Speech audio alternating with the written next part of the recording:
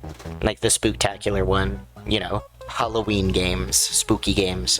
God. But yeah, I did it. It was just me, and then one friend of mine helped me with some of the artwork, because the rats were based off of their pet rats. And then we made up a couple of other ones. But it was so fun, and it was cute, and it was like a nice, like, is this something I would like to get into? Because I did, even though I dropped out, I did end up going to college, for game design, among other things. So it was nice being able to, like, flex that skill for the first time and, like, test out oh, god damn it. I just ran right into him. He wasn't even coming at me.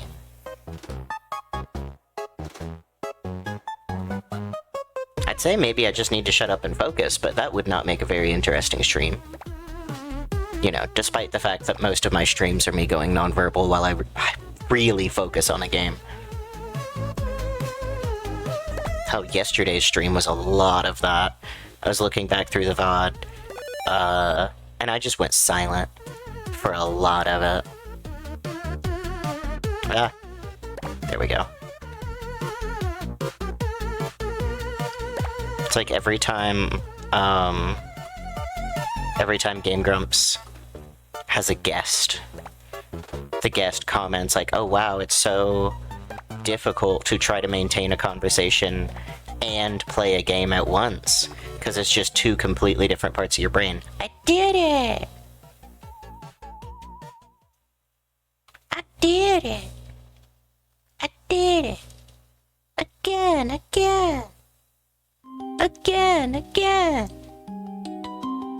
No, he's got his candy!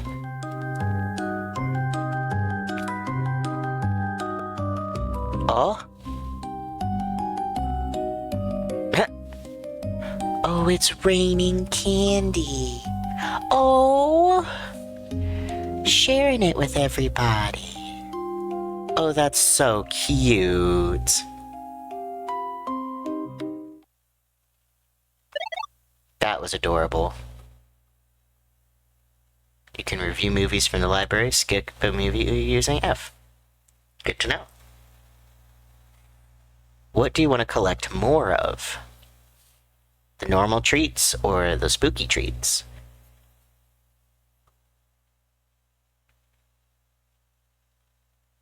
I didn't select any of those, so I don't know if that was supposed to be something I pick. Oh, hell yeah.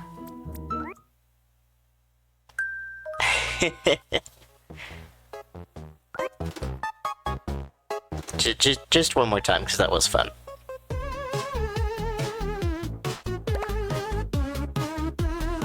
Let's see, now that I've completed it once, can I do it again, or is it just gonna... am I just gonna suck? Oh, it's two different endings! I just realized my bar is filling up with different colors depending on what kind of thing I get. Okay, let's go for the tricks. This is a poison candy. Bug. Poison. Ah! Okay, because it said that was the treat ending, right? Let's try to go for the trick ending. So we'll skip that one, because that's a normal candy. We go for this bug. Go for this eyeball lolly. Go for this bug cookie. Nah, I missed it. Go for this bug. Bug. Oh, nope, that's a regular sugar cookie. These are the germs.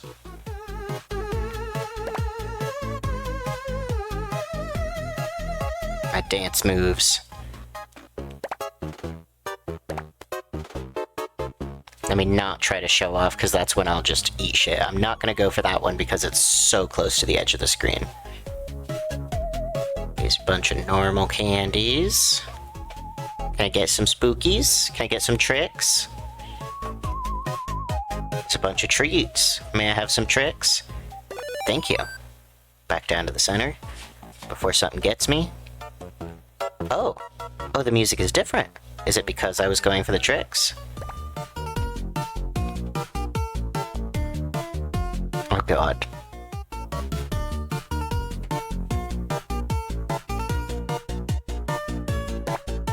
Ah! God damn it.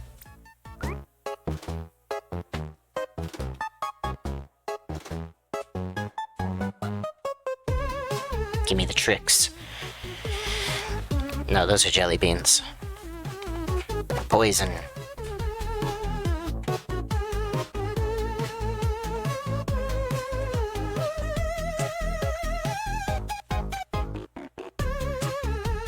Sucker.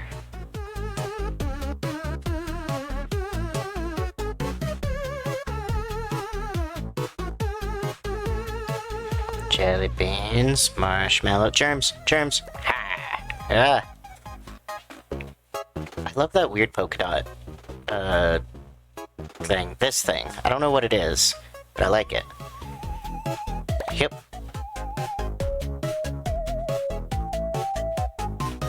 Because I don't have to only get tricks, I just have to mostly get tricks, right?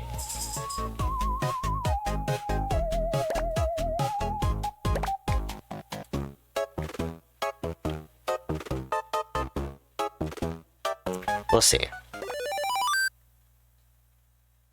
Now I'll get some treats, just because this part is harder, so I feel like I can't afford to be as picky with what I pick up.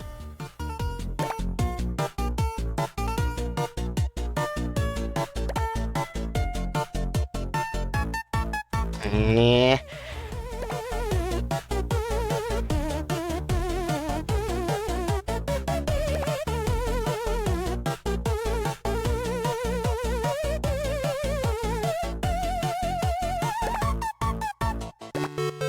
Nailed it. So is this the trick ending? What happens now?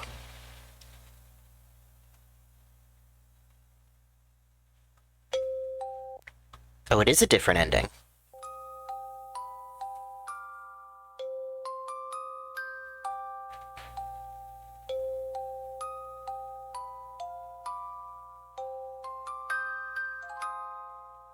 Oh?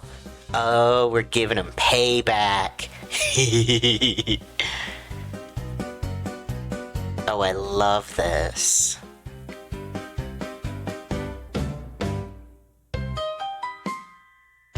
That was adorable. Hell yeah. Everything was created by Shiromi. Hell yeah.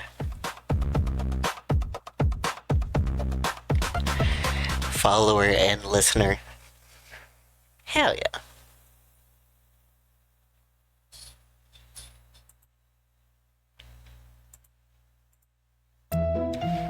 Alright, give me just a second, because I am gonna fuck with my threshold for just a second.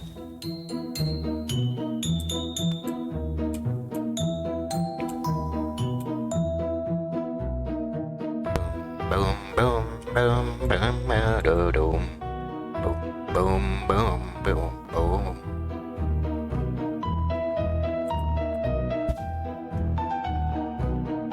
Okay, what is triggering it? What is making you open? Check, check. Ba ba ba ba ba ba ba. Da da da da da. Okay. A B C D E F G. Sweet. That looks good in my little audio checker, so hopefully that sounds good to y'all.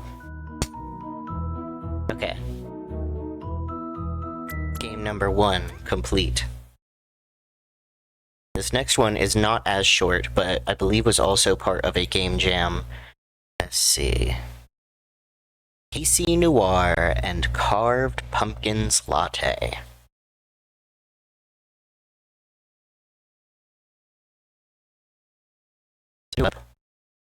Go into Streamlabs to edit my category.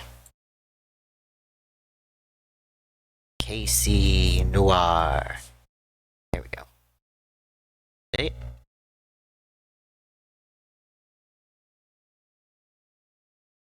Come on, game, I believe in you.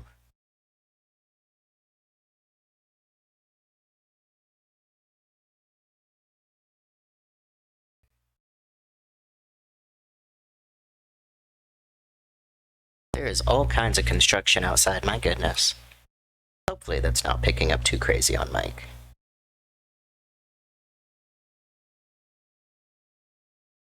Game is loading slowly but surely. Goodness. Happy Halloween, everybody. I hope we all have a good day. It's surprisingly nice weather, at least in my area, considering how badly it's been raining the last several days.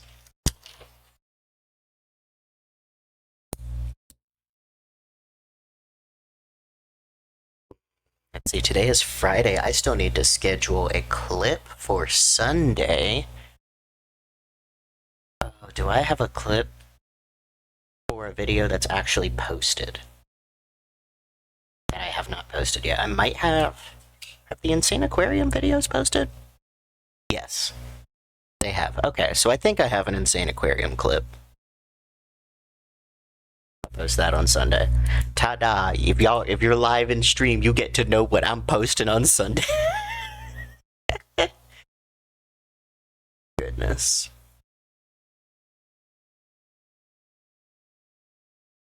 This game is taking its time. Here we go. Oh, is there no audio? Okay, there's no audio to start. Gotta fix the game capture. Specific window. This one. Oh, and she's off to the side.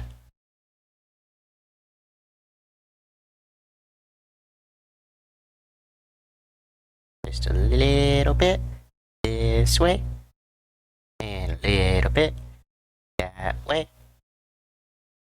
And a little teensy bit bigger. There we go. Teensy bit that way. Yeah. Okay. Write down the Insane Aquarium clip. So I remember to do that later. Okay, this is Casey Noir and Carved Pumpkins Latte. Are we struggling a bit, game? Are we struggling a bit? Click to proceed.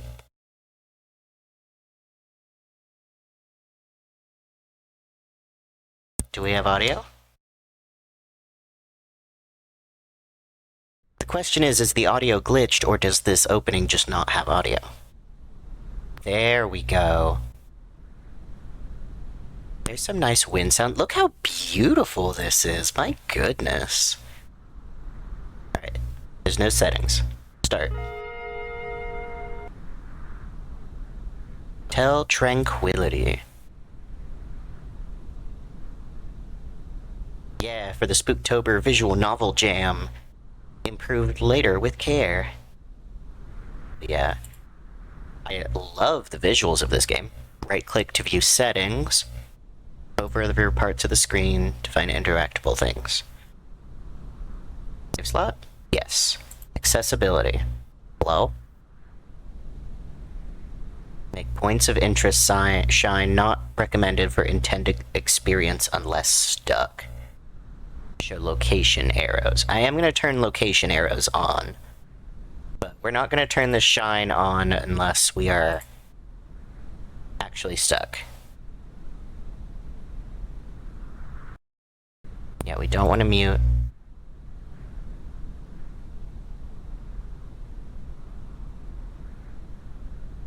Interesting. I guess this is another one of their games.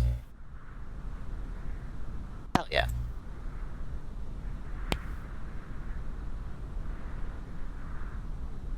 The hotel is surrounded by sets of blue flower bushes for decoration. They seem to be carefully maintained.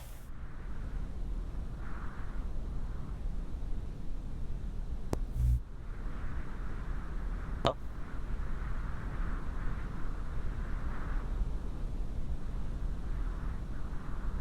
Oh, okay, so this is not... Arrow is telling me where I can go, not click the arrow to proceed. Okay. Control panel is closed.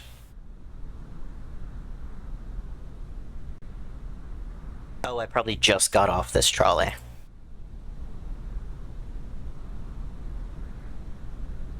The hotel is surrounded by sets of blue flower bushes, carefully maintained.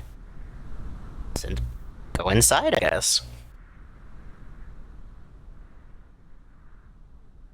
My home is a step away from any shadow I see. We got Helen Q. Romero so far.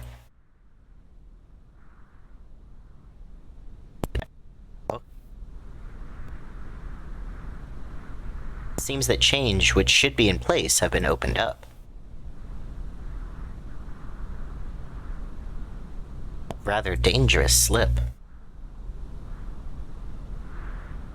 Hang on. So this is a side door. That's going back where I came.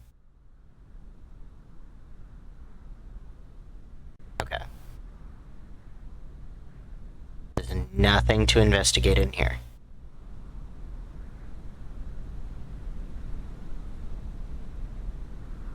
Okay, got it. So that hatch just leads around. Okay.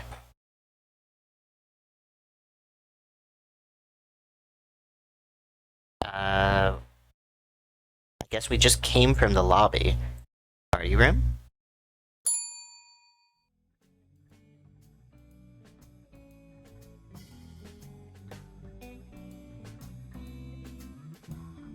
Oh, hello? What's a shade doing here? I thought it was going to be an exclusive kind of party. Well, it's hard to get rid of these pests. Were we a shade? Well, who would have guessed you'd care to pay me a visit after all these years? Come here, you ghostly apparition. Glad to see you again, little punk. It's been a while since any of those descriptions were given to me.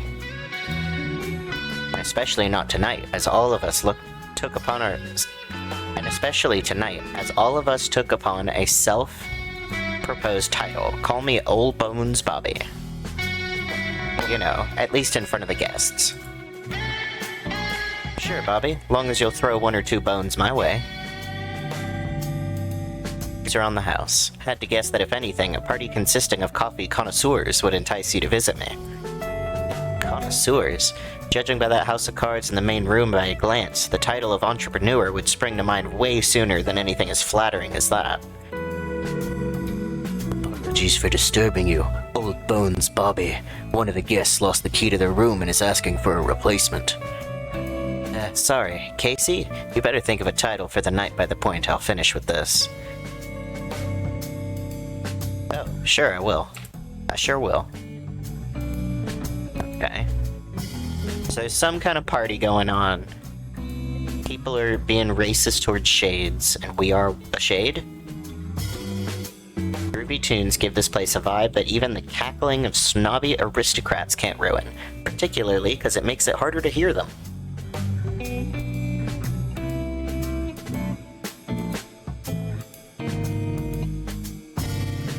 Wide collection of various horror books from classic to modern works.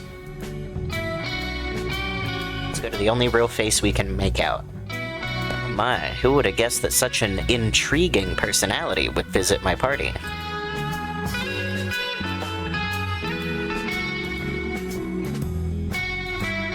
Your party? Yes, my dear, my party. I'm the humble patron of this charming abode. Not as charming as it used to be, of course, but this'll have to do. Tonight I'll be going by the title Lady Quintessence, and this is my friend and her husband. Double Trouble. Mr. and Mrs. Double Trouble. Classy. And how should I address you? Casey Noir. Is that so? No interest in going with something more creative, Mr.? Sorry, darling, neither of those two suit me quite enough. And yes, Casey Noir it is. We love a non-binary king. A non-binary liege? What's the point in trying to reinvent perfection? Well, aren't you a charming one? Ooh. Hello?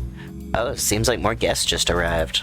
Greetings, Mr. Romero.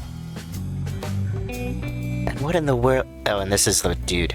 And what in the world are you and your girlfriend doing here? Oh, I invited them. You did what? I specifically asked you not to pull anything like this. Of Of course. Why should it matter that one of them has poached one of my best employees? With all due respect, Mr. Romero, I chose to leave of my own accord. Maybe someone should have treated their employees with more respect before starting to complain about them. Oh yes, spare my ears. We'll see how much you'll listen to all the little violins your workers will play should any mild problem arise. Who would have guessed that of all people would criticize your workers so... Who would have guessed that you, of all people, would criticize your workers so harshly? And who are you supposed to be? Firstly, I believe that tonight we all give ourselves special titles, don't we? So let me introduce you to my friends, Miss Crescent Moon and Miss Pumpkin. Pumpkin? Really? Even found a nice accessory to look like a jack-o'-lantern. It is quite charming. Thanks. And as far as I myself go, well, you can address me as Inheritor of the Lost Glory. Oh, I see that someone has a talent for the dramatic. To an unbearable degree, within only a couple of minutes at that. Well, I guess that the two of you might recognize me under my actual name. Miss Crescent Moon, will you do me the honors? Mr. and Mrs. Romero, let me introduce my sponsor. Ari Blacksword. You gotta be kidding me. Oh, this is getting interesting. This is too many characters. I'm gonna lose track of the voices, so please forgive me. You know, I always knew that behind all that talk about workers' rights and team spirit... I started high and just slowly go down as I see the word Mr. at the bottom. You know, I always knew that behind all that talk about workers' rights and team spirit, there was nothing more than hollow egocentrism. But even as such, just to think that you would be so hypocritical as to make a deal with one of the most infamous aristocrats in the last century. Oh now, why such rudeness? I might be a black sword, but the so-called one of the most infamous aristocrats in the last century was a title bestowed upon my father, not me. For you not only show your nose here, but also proudly present yourself with all that smugness is beyond infuriating. Lady Quintessence, does your event by any chance have any alcoholic beverages in this roster? Bottom shelf in the kitchen. Oh dear. Always a pleasure to see the disappointment in your eyes regarding your choice of partner, Mrs. Romero. Yeah.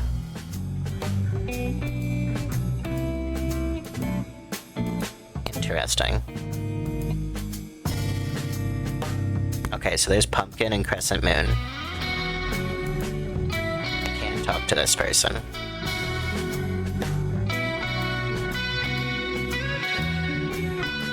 Oh, that was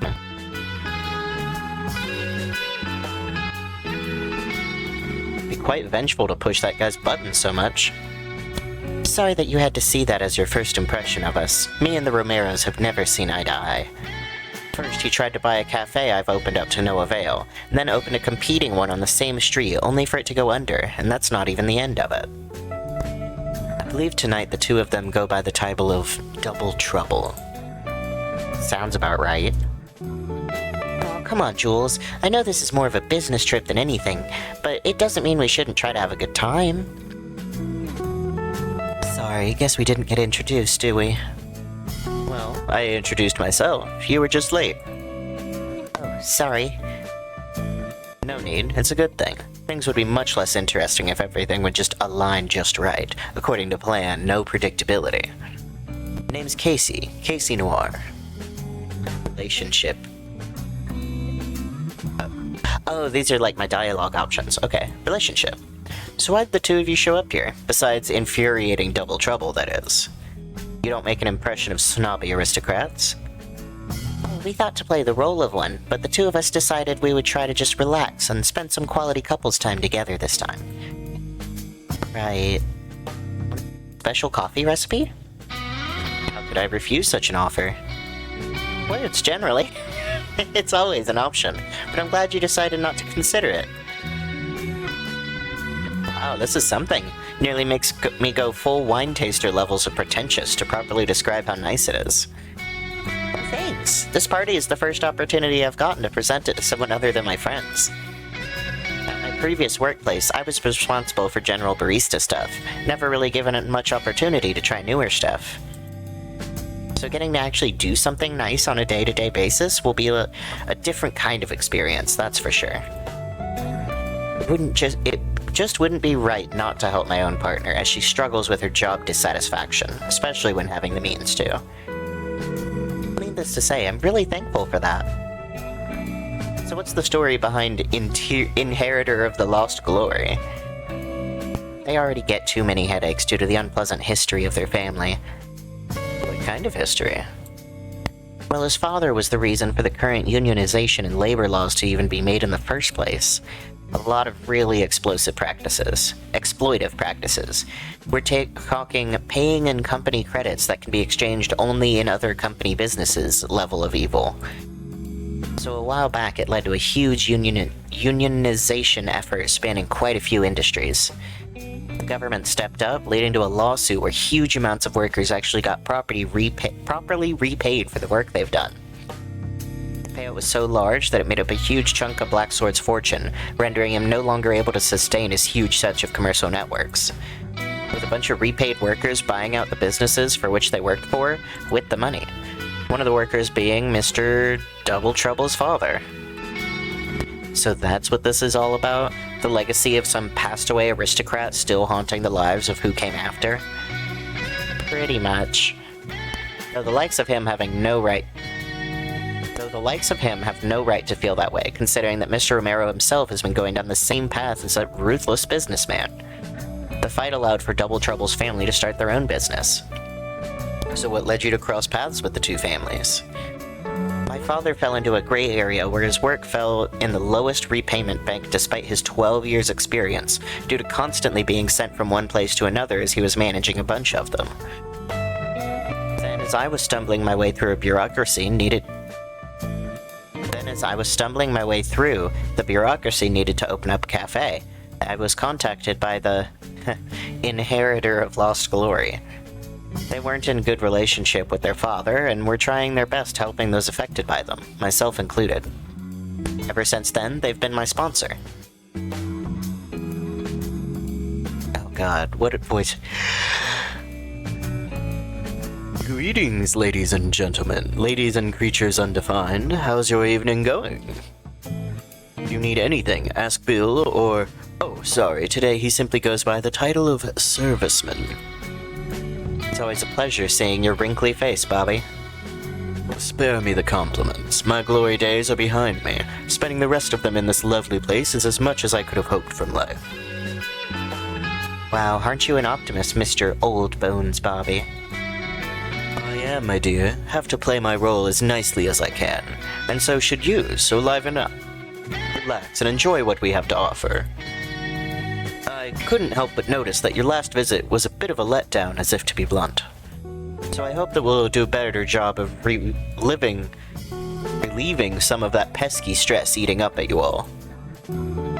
You really shouldn't worry that much, Bobby. We'll do fine. Ah, so you've been here before. Yeah, we have, for Pumpkin. That was her first time here, but not for me. Back when I was a kiddo, me and my parents used to visit this place. At the time, it was quite boring, not gonna lie. Who would have guessed that a quiet hotel where one goes to escape from the pressure of their daily life wouldn't be that good of a place for a hyperactive child? We stopped coming here for a while after I sprained my ankle while playing in the yard, only coming back a few years after when I became an angsty teen, for whom the tranquility of such a place was a breath of fresh air. Though despite how long of a break between visits I had, I still would see the same old serviceman even till this day. Wait, seriously? Must have been, what, at least 15 years, or somewhere around that mark, yeah. Good old Bill has been here so long that the hotel changed hands 3 times by now. No wonder he looks so tired all the time. Interesting. Can I go out here?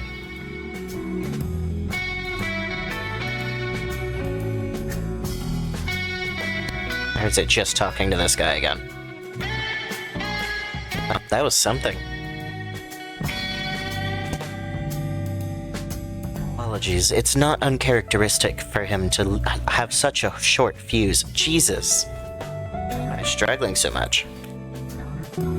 Quite the opposite. Between him and his wife, he's usually the quiet one.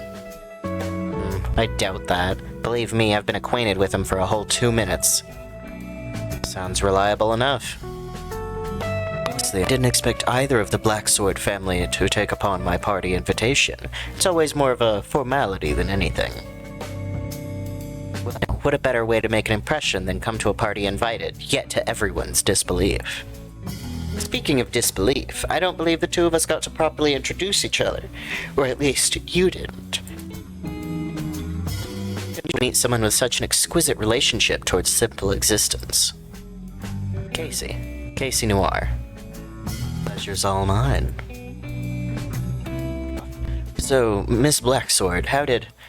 Oh dear, you seem to be mistaken in your assumptions. I'm no miss. Mister?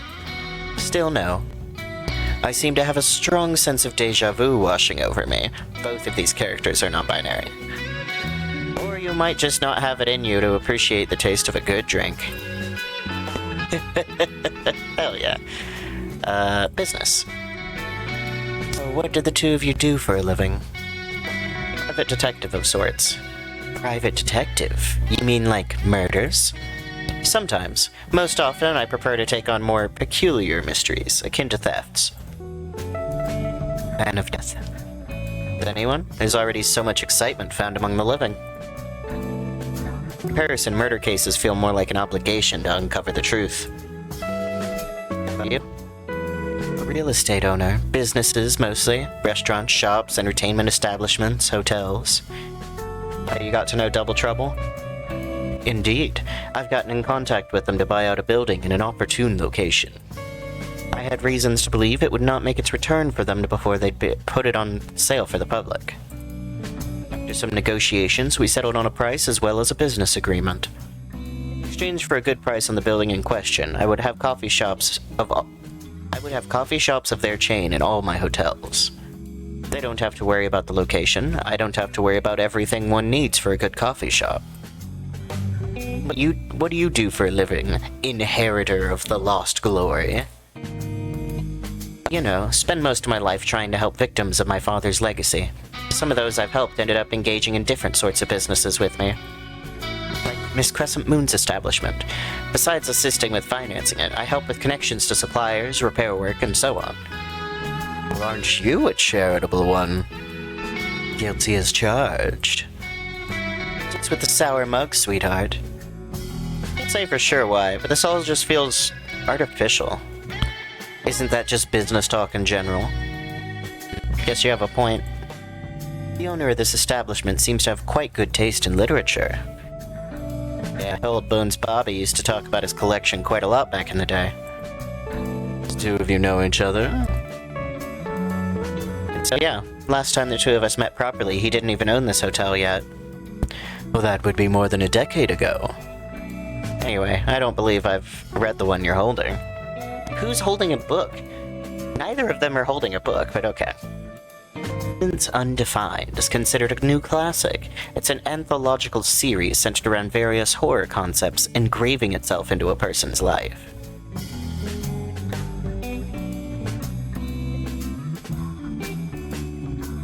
Oh, we struggling a little bit?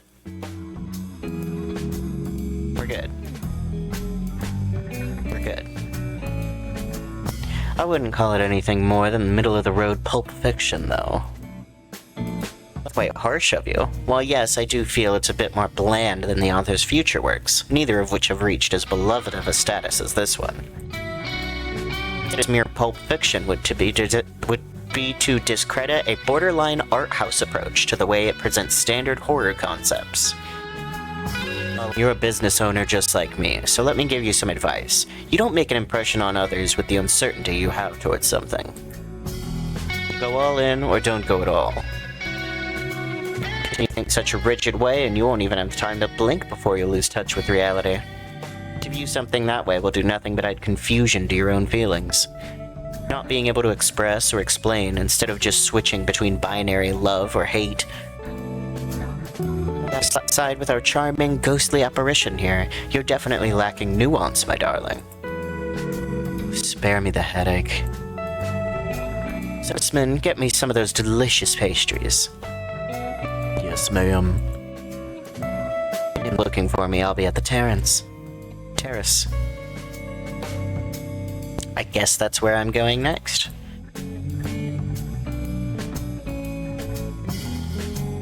This is so pretty. This game is so pretty. Hang on. I'm about to fucking screenshot this, because this is gonna be the thumbnail. 100% this is the thumbnail. So freaking beautiful.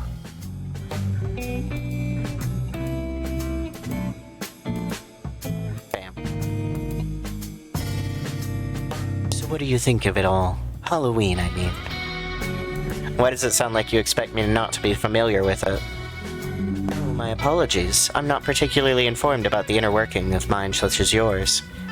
Up until tonight, I thought your existence was no more than rumors to me. Of course it was. It's unlikely for a person to meet more than one shade in their lifespan. So? It's me. All I know is it's very rare for the lives of two shades to intersect, even when it comes to those we meet. Is the past about what happens to one's past after they become a shade true? Is the part about what happens to one's past after they become a shade true? Judging from my experience, I would say so. I can't remember anything before it, and no one can remember me. Not even physical evidence of me ever existing before then. Then, how do you know you even had a past? It's the emptiness.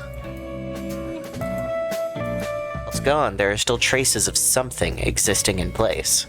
An empty line from registries, photos where a person interacts with someone we can't see. My person's own house indicating that they weren't living there alone. Traumatic? Not really, just unpleasant. It's hard not to wonder what my life was like before all this, but the world keeps moving on, and so am I. Can't spend too much time on empty reminiscence when those I care about slowly die with each second I do so. Aren't you the theatrical? You're one to talk. I love this weird cape swoosh hand deal going on.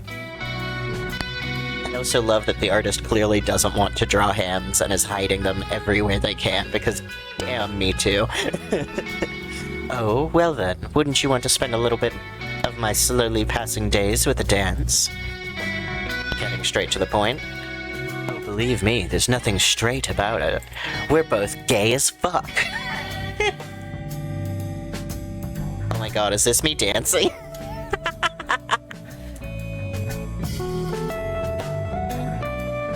Oh. You are in my eyeball.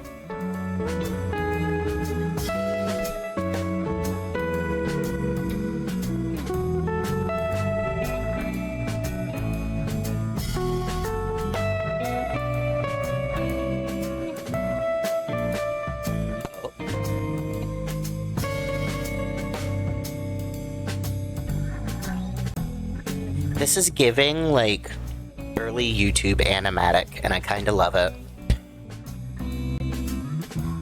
Hey, if you're looking for Old Bones Bobby, he left while you were dancing with my friend. Well, it has been a while since we've seen each other. I am at fault for not reminding him about my lack of tact, it seems. Sorry if I'm being somewhat nosy, but did the two of you used to be a thing? Something of that kind, yeah.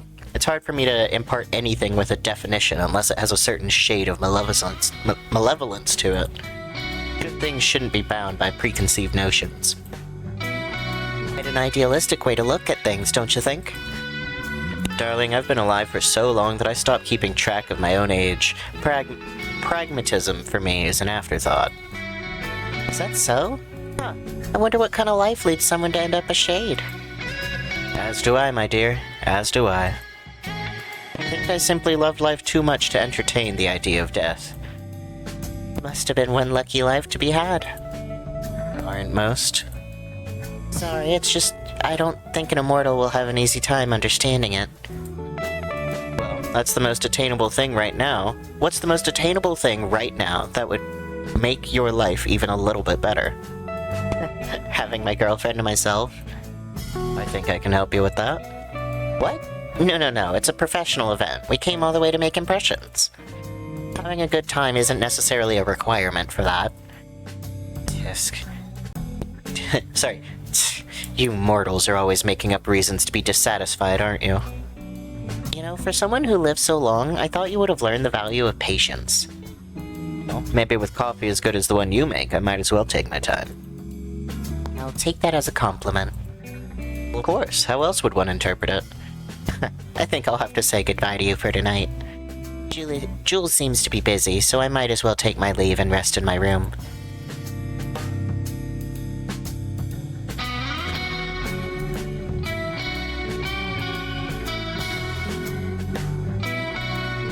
Oh, I didn't realize I had to be clicking.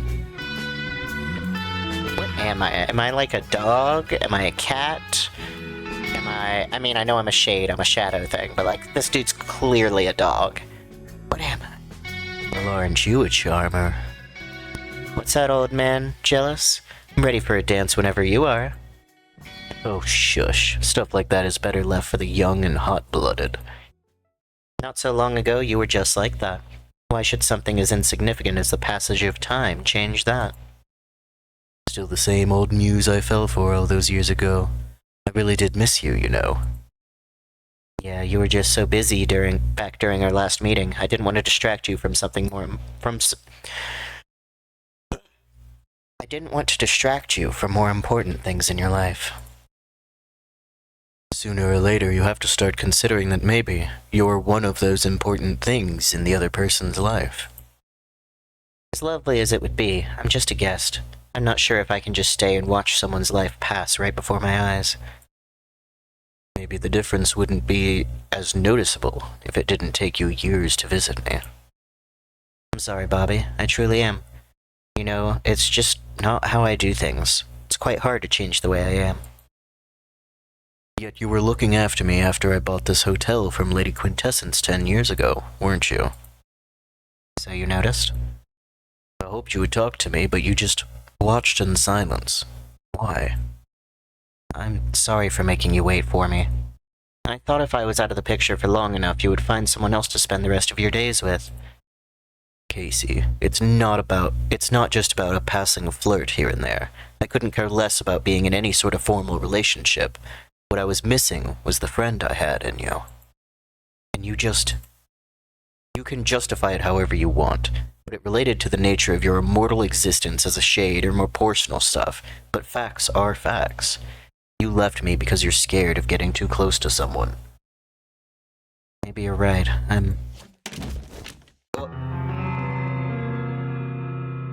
Oh no, was that Pumpkin? No, is that Pumpkin? Oh no. This is Pumpkin's body. It fell through the tent. Julia, do you hear me? Don't look there, not right now. Robert, is there any tea? Upper corner shelf in the kitchen. Come here, sweetie. What am I looking at? No kidding. It's their face. Is their eye pulled out? One at the other side of the rope car. Casey, can you call for them? You're gonna let a shade call the police for all we... Oh, just call the cops already. Yes, we discovered the body of one of the guests falling through a tent with a blade in her back. We aren't aware of who the murderer is. What? How many guests were there at the party? A few dozen, I would gather. Yes, most of them have already left. What do you mean you won't send anyone until morning? Hello? Hello? The knife in the pumpkin. What should I have expected, honestly? Why did a night as beautiful as this have to be stained by something as awful as murder? Bobby, where is everyone? They've scattered, trying to distract themselves from what they just saw. Did you call the cops? Yeah, but they won't do anything until morning. Figures. So what do you think about all this? Can't say for sure right now. Better to search the hotel for any clues it might be, and then regroup, to have everyone on the same page.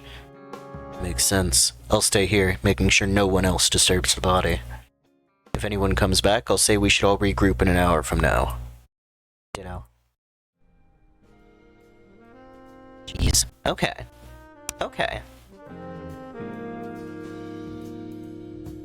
Tent position. What am I looking at?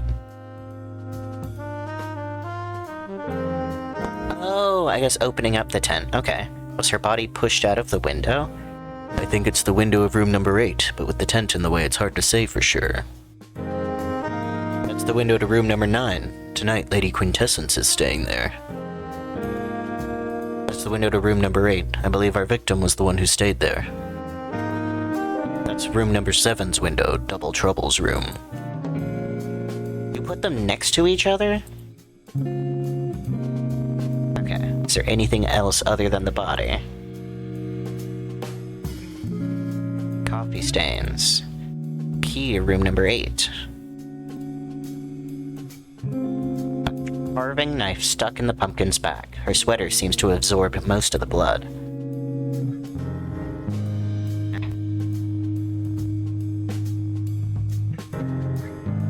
Okay.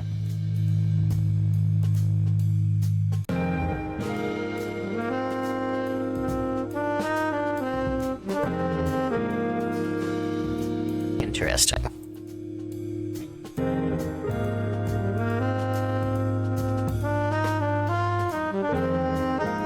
Okay.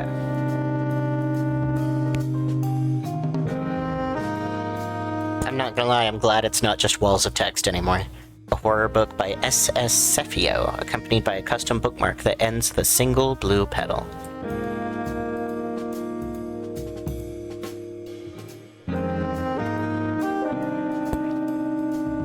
Groovy tunes give this place a vibe that even the cackling of snobby aristocrats can't ruin. Any progress? Still yet to finish looking through everywhere. Well, in that case here, take a key to the rope car's control panel. What for? There's a built-in logbook of sorts. Maybe it'll help us narrow down what exactly happened here. Speaking of which, do you have any ideas about the alibis of those who are still present in the hotel? From what it seems, from the moment when Pumpkin departed this room until we found her body, everybody has left and came back, having enough time so that none of the still present guests can confirm seeing the other. Yeah. Outside of Double Trouble, that is, but you know how it is with those who are close in situations like this one. Sorry, putting on my sweater. Now that I've turned the heat off, it's getting a little bit chilly. So without the testimonies of all the attendants who've already left, we won't be able to rely on alibis before the cops get around to doing it themselves. Seems to be the case. Button up my sleeves, because they're all rolled up. Oh my goodness. Oh my goodness. Isn't that right, Dingus? Oh my goodness, I just turned around. And Dongle is on the couch, on his back, just kind of rolling back and forth and wrestling with his own feet. This cat's so fucking stupid, I love him. Okay. Leave the party room. Because it seems like there's nothing else in there for us to investigate. Okay. Let's go to the lobby.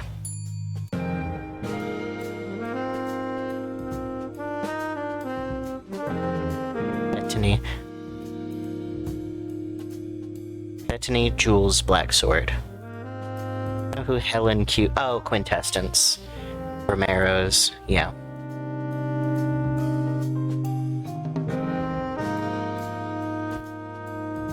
What are you? You're like a gator?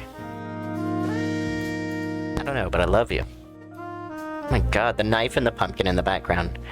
Oh, that's you, Wandering Shadow. What brings you here? The body one floor above us? Of course, gotta say, not something I was expecting to see tonight, be it Hallows Eve or not. Can't a gal just organize a party without having to deal with its unforeseen aftermath? Now I'll have so much paperwork to go through, it's gonna be a miserable evening or two. We'll see if my lawyer can find a loophole where I won't have to deal with all that. Wow, such a display of compassion. You don't even want to pretend like you care for what's happened?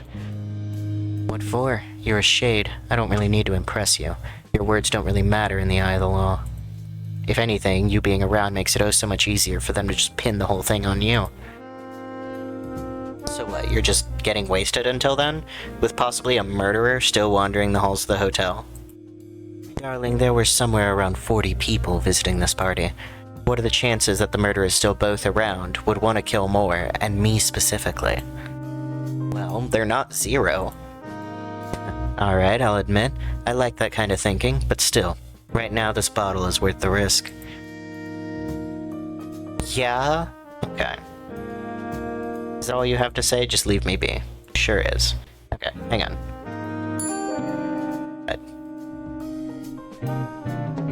Yeah. And then what was that about a logbook? The last group of guests left while Pumpkin was last seen alive. Okay. Oh, the hell was that sound?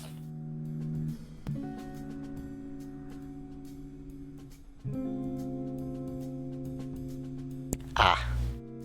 Dingus found a little fruit fly flying around, or gnat of some kind, and tried to tackle it.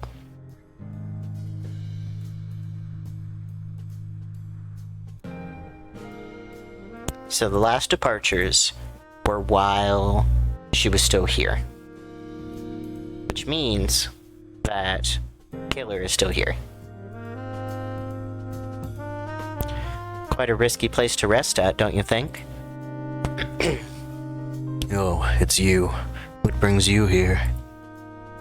Everyone scattered so fast we didn't have time to say that the meeting regarding what happened will be had in less than an hour from now.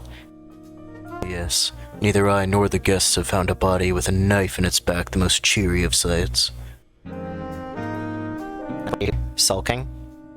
With all due respect, I know you're a special guest, but I'm not paid enough to deal with the likes of you. Have some respect for the feelings of the still living. Not the most tactful choice of words. My apologies. Whatever.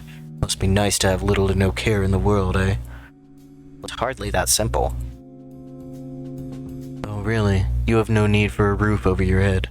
At any moment, you can go basically to any place known to you and take your rest there, regardless of the wishes of those around you, because, oh, what luck, no one can do anything against you unless you're willing for it to happen. One would think that immortality would make it harder to connect to those around you, but wouldn't you know? Everyone's just so enamored with you everyone's just so enamored with you that you have no problems to disregard even those who've been waiting for you nearly 15 years. We're oversimplifying it, buddy. Oh, really?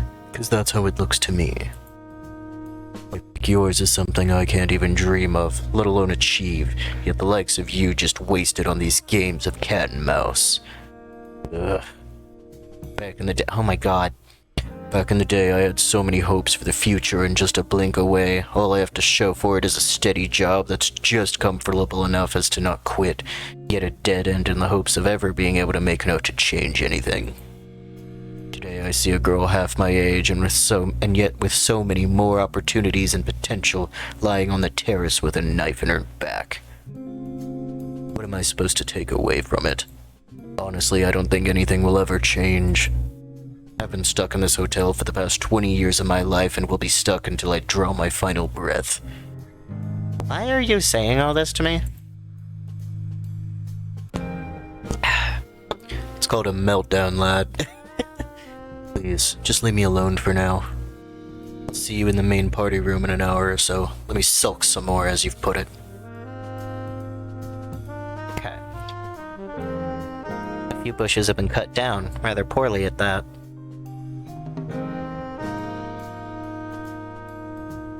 Okay, we knew those chains were opened. Was back into the lobby. Oh. There's something under the table. Inside a piece of wrapped cloth is a big stack of cash, a ring, and a torn pearl necklace. Interesting. Jeez.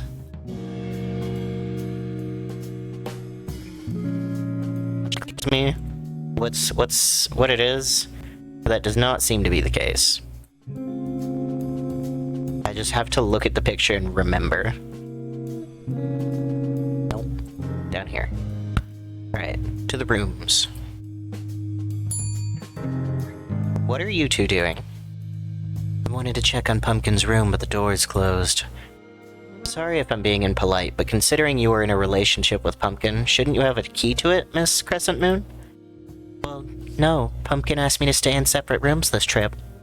Neither of us had the other's key. She used to get in a mood where she wanted to stay alone for a while.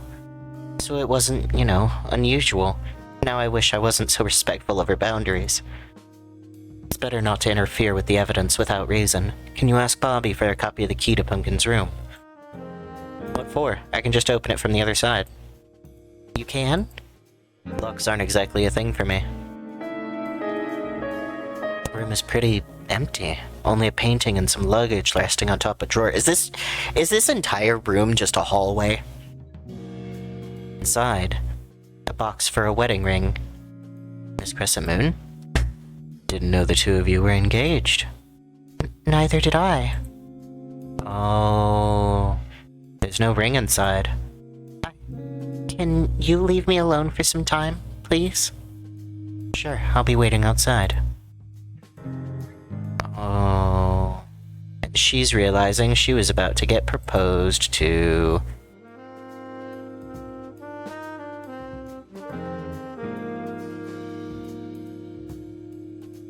The fool who said that the dead don't tell their secrets must not have understood the concept of material things one leaves behind. I always thought that the phrase was referring to the likes of me. Kinda how the things one says do not always reach the ears of others in the intended way. Details get lost. Well, in this case, maybe some things should have stayed a secret, at least for a bit longer. Jules finding out about Bethany's intentions right after what's transpired hits too open of a wound. They could have had a wonderful life. I was rooting for them. How long have they been together? A few years by now, I would say. Introduced them to each other myself. You knew both of them before they've gotten to know each other? Crescent Moon and I... Well, I guess you already kinda know the story. But me and Pumpkin were friends for a while even before then. She was the kind of introverted person who would get adopted into a friend group, making more personal one-on-one connections with those in it. So it wasn't much of a surprise when she and Crescent Moon got together. Especially considering that while Crescent Moon is a more sociable one, she still had her own struggles connecting to others. Being responsible for an entire business where she herself has fought her hardest to start and maintain it, Pumpkin was kind of an emotional anchor for her. Now that she's gone, I just hope she won't do anything rash. Okay, so first of all, branch. Vase with a bunch of twigs, leaves, some blue petals inside of it, with a single red petal on the table itself. Okay, she asked to be alone.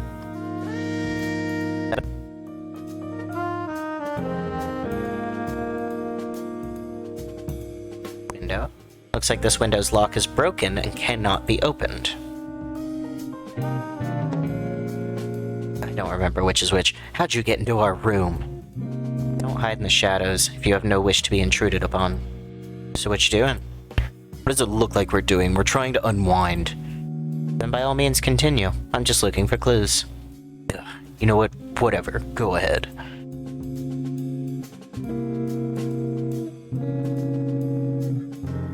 Two of them won't allow me to read it while they're here. So there's a journal of some sort under the pillow, but I can't read it just yet. She asked to be alone, but she's already gone. Filigree art found in almost any hotel for a pleasant atmosphere. Empty box for a wedding ring. Oh. Hello? On the moon. The beach. She started playing tic-tac-toe.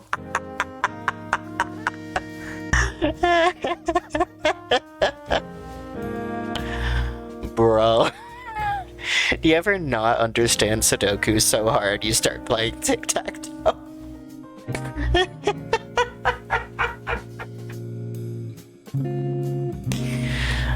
So fucking stupid. Okay. Not her. Oh my god. Okay. It doesn't look like I can go down that hall.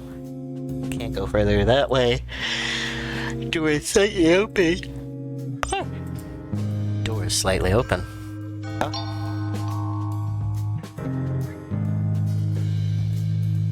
Okay, well clearly things are pointing to Quintessence doing it. There's literally a knife in a pumpkin right there. Wow.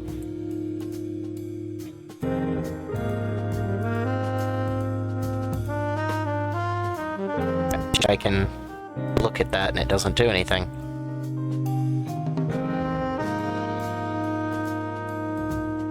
Okay, can I back out? There we go.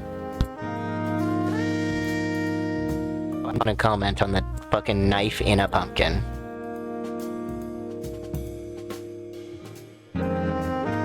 Secret compartment. Romero, meet me at 11 p.m. in the hall. Zero or Ms. Roof plates below the window are shaken out of place. Some blood can be seen forming puddles. On the wall. The painting doesn't seem to be damaged, though. Spilled coffee cup. So there's something behind this painting. Why can't I do anything about this? Painting seems to have more depth than I gave it credit for. Whoa. Besides the two secret entrances behind the painting, looks like this room is a third entrance, but it's 3 meters away from the ground. Not a problem for me, but for the others, this is a one-way entrance. Oh god, I don't even know what way I'm fucking going. Another entry point at the roof, also 3 meters away from the ground, but due to the elevator's intricate cage-like design, it's easily possible to climb up here. Can I go back up?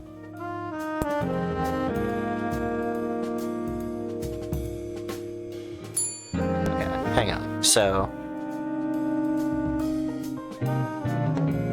one piece of a paper bill. So this way is to her room.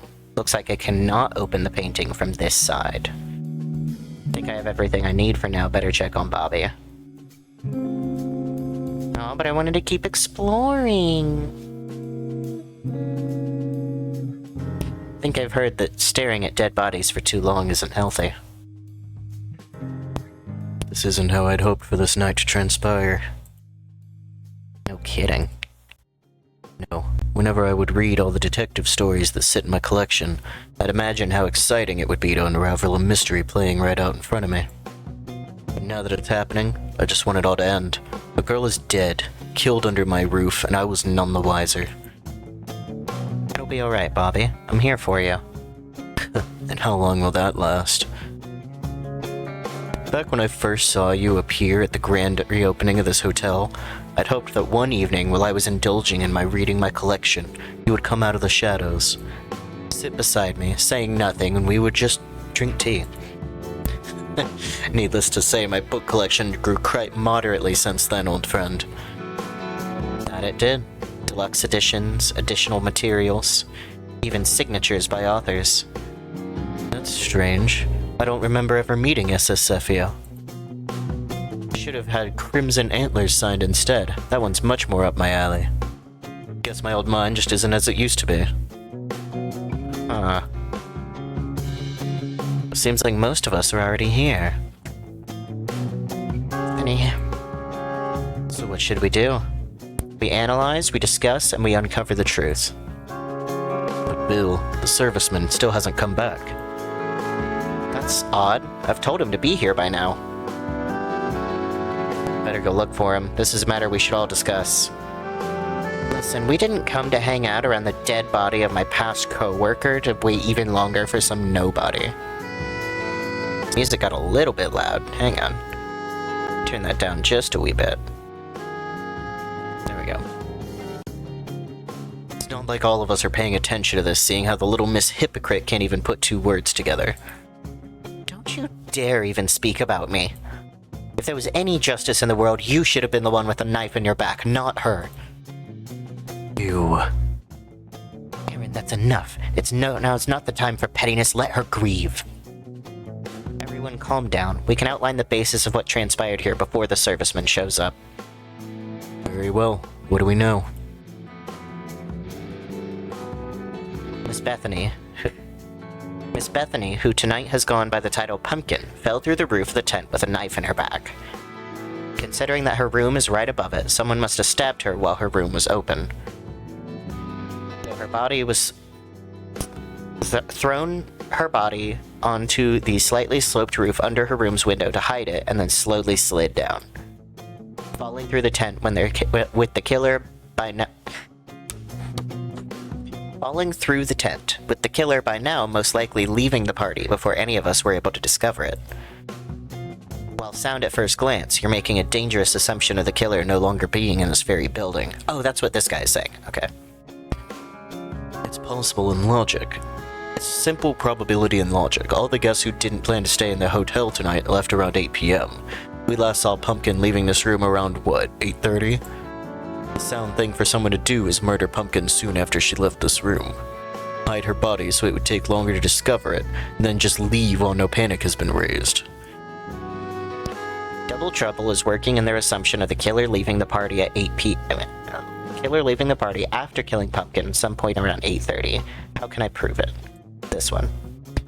You're mistaken. The last rope car has left this hotel while Pumpkin was still seen alive. Which means the murderer is one of us. And that's not our only assumption. You see, Pumpkin wasn't killed in her own room. She was killed in Lady Quintessence's room. What? Miss Lady, you were silent for a while now. What is that? I don't know what you're talking about. I haven't visited my room since before we discovered the body. Well, should we then enlighten you towards its current state? The first thing hinting directly towards this is the hole in the tent being located right below your window, which has been left wide open. The roof under said window has out-of-place tiles in the shape of a body, as well as blood forming in pools around them. Door lock has a perfect condition. The door in your room was left open and near the corner. Between the painting and the window, there's still spilled coffee. Wait, you said the door to my room was open? Well, shouldn't that raise less suspicion towards me? Just because she was murdered in my room doesn't mean I was the one who did it. I didn't even have a key to my own room until Bobby gave me a copy. You didn't have your key? I lost it at some point before the bulk of the party started, and informed servicemen to ask Bobby for a copy, which I have on me now. Can you confirm it, Bobby? That I can. Every numbered room has 2 keys, one given to the guest, and the other stays with me, unless the first is lost. What about room service? I give my keys to serviceman and he gives them back to me after that. So what you're saying is the serviceman has his reasons not to be here right now.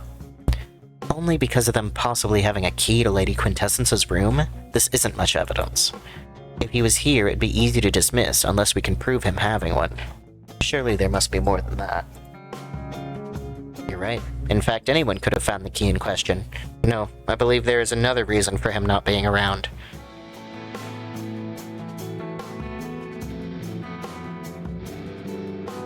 Why servicemen might want to avert everyone.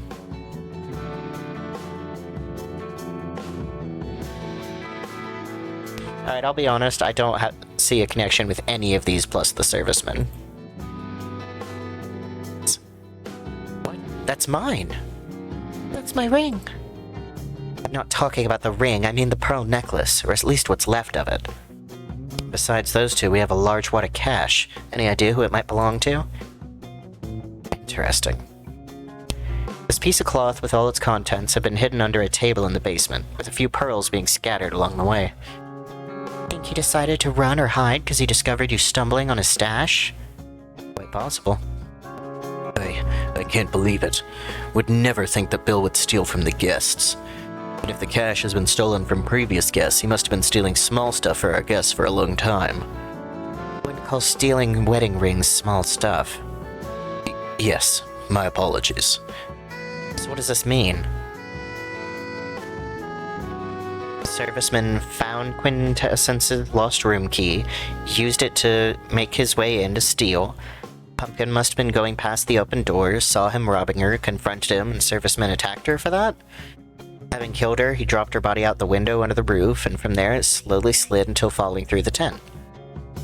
Not quite. We still have a number of loose ends that don't fit that theory. Like that of where the murder weapon came in. Like that of where the murder weapon in question came from. What's that supposed to mean?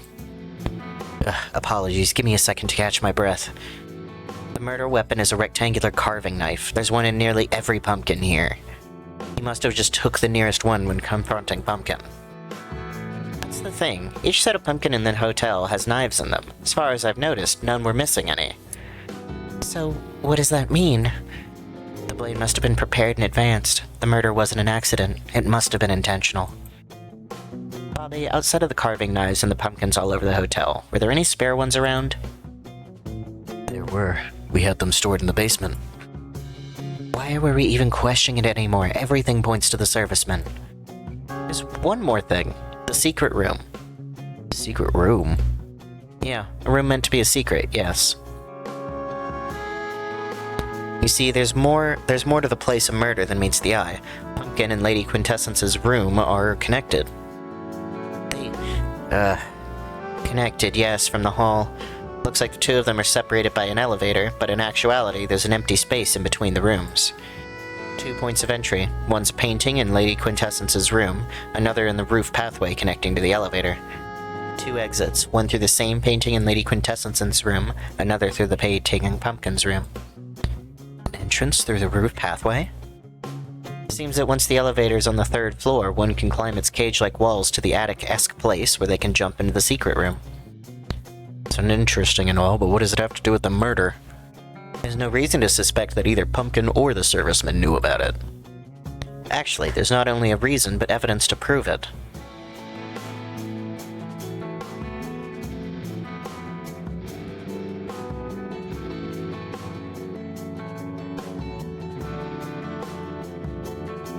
Is it the spilled coffee? Coffee stains on the wall frame behind the picture in Lady Quintessence's room. We can be sure that the coffee has been spilled by Pumpkin herself, as she has the same stains on her sweater. So Pumpkin discovered the secret room and catch serviceman in the process of stealing Lady Quintessence's pearl necklace, leading him to kill her? Was the knife in that case an extra measure in case he'd get caught in the act? There is one more thing. The painting in Pumpkin's room can be opened only from the inside. Opened only from inside of the secret room itself. So if she came into Lady Quintessence's room through it, it would have to be open in advance? What does that mean? It's possible that servicemen used the secret room to enter Pumpkin's room and stole her ring, well, with her catching him in the act. He ran, but she pursued him to be confronted in Lady Quintessence's room, where he stabbed her with a knife she must have had on him. But even then, some things don't add up. Then just find the stupid serviceman rather than waste time on your theories. We already had reason to suspect him when he didn't show up to this meeting. With what you said, it'd be hard to deny.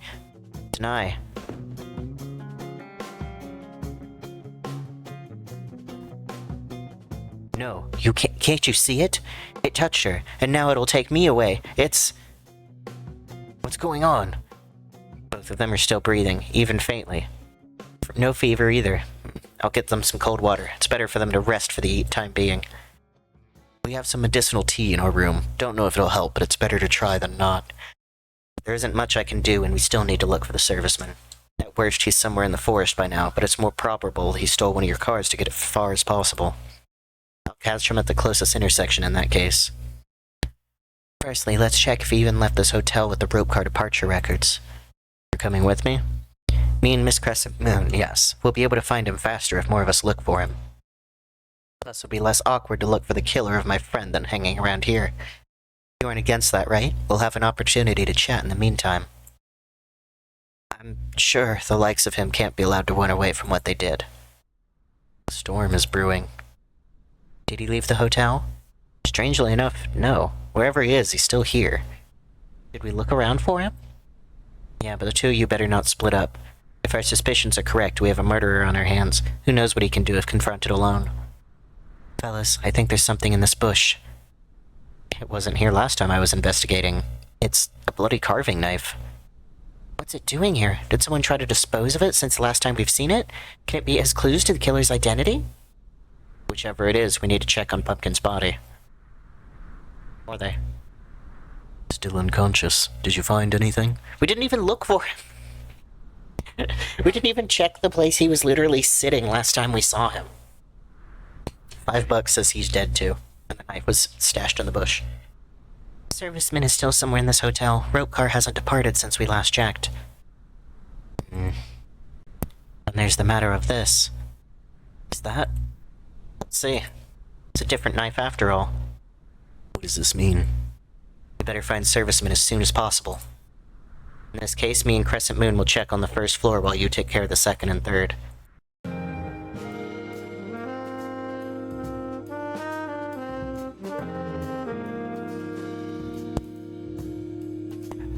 God, I need water after all that reading. Who is this? Can't tell. It's one of them.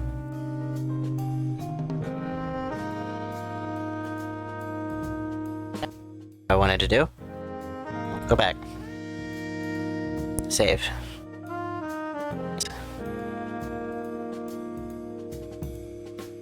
Coffee that Mrs. Romero was drinking.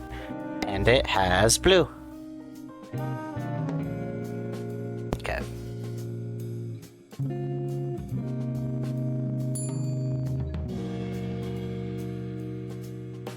Give me this.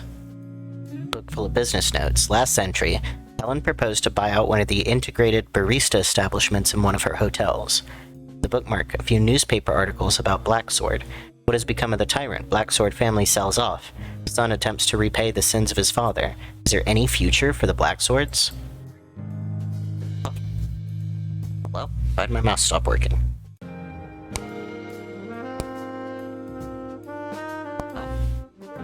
Mouse? Mouse? Please? Plug? Plug back in. Oops. Nope. Alright, we're playing with the trackpad. The fucking battery probably died. Okay. Looks like the Windows lock is broken, cannot be opened. Also, now the roof outside of the window seems to have a couple missing roof tiles. Okay, so it didn't before. Interesting. Can't be opened from this side. There's nothing else missing out of here. Nothing new missing. It's closed, not that I care. They took the knife out of here.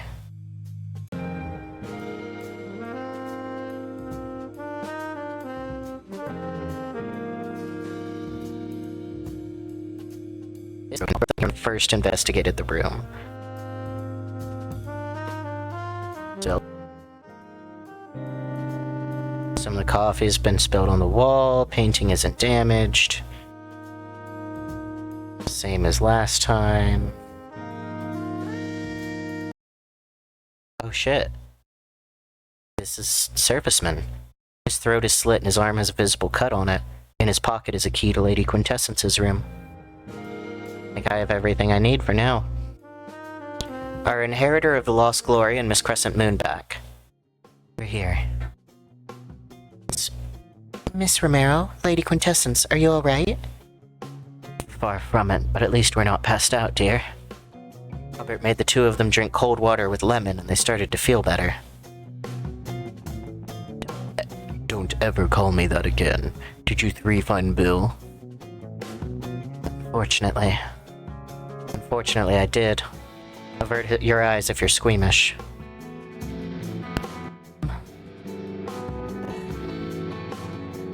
It can't be. Bill. Let's just say I don't think he killed himself. Did you find him? That's the interesting part. It was in the secret room. What? The same secret room I've told you all about. Needless to say, he wasn't there last time I checked it. So then, he was killed between the point you last checked the secret room and when you found him? That's quite a small window, isn't it? Came to the meeting about 20 minutes earlier, and then we waited an extra 10 minutes for everyone outside of the service room to come around. So there's about half an hour window between when I've last been to the room and when I found his body. That's troublesome. A lot of us had an opportunity to do it. Especially Bobby, that is. He was with me shortly after... Except Bobby, that is. He was with me shortly after I'd been to the secret room. On top of that, you can serve as Crescent Moon's alibi and vice versa. Same goes for Double Trouble, leaving only Lady Quintessence. Why are you even here? For all the theorizing you've done, you never gave us an opportunity. Consider you as the killer. Purpose would I have to kill? No authority can catch me, so this charade wouldn't play any purpose to me. Even if it wasn't you, something must have come looking after you. Throughout most of this night, I've been seeing something, things I couldn't explain. But what purpose is there to doubt my own mind when there's already one creature unbound by laws of a reality already around? So out there to propose that baggage has come hunting down those around them? You accuse me of wild theories? You're so certain that it's not just your mind that you close your eyes to hard facts. What facts are you talking about, harbinger of death? Passed out before seeing some of the creature unseen to us, showing the same kinds of symptoms as Miss Romero over there. But, Miss Romero, please explain. Have you seen a creature of any kind? Not when I passed out, no. Voila. I saw something when I was back in my room. Excuse me? I saw things I'd prefer not to talk about. Things that couldn't have been real.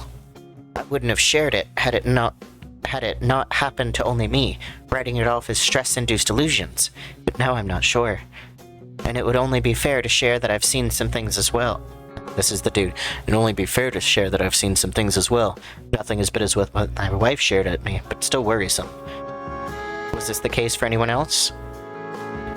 If we count small visual hallucinations, then somewhat, yeah, I guess.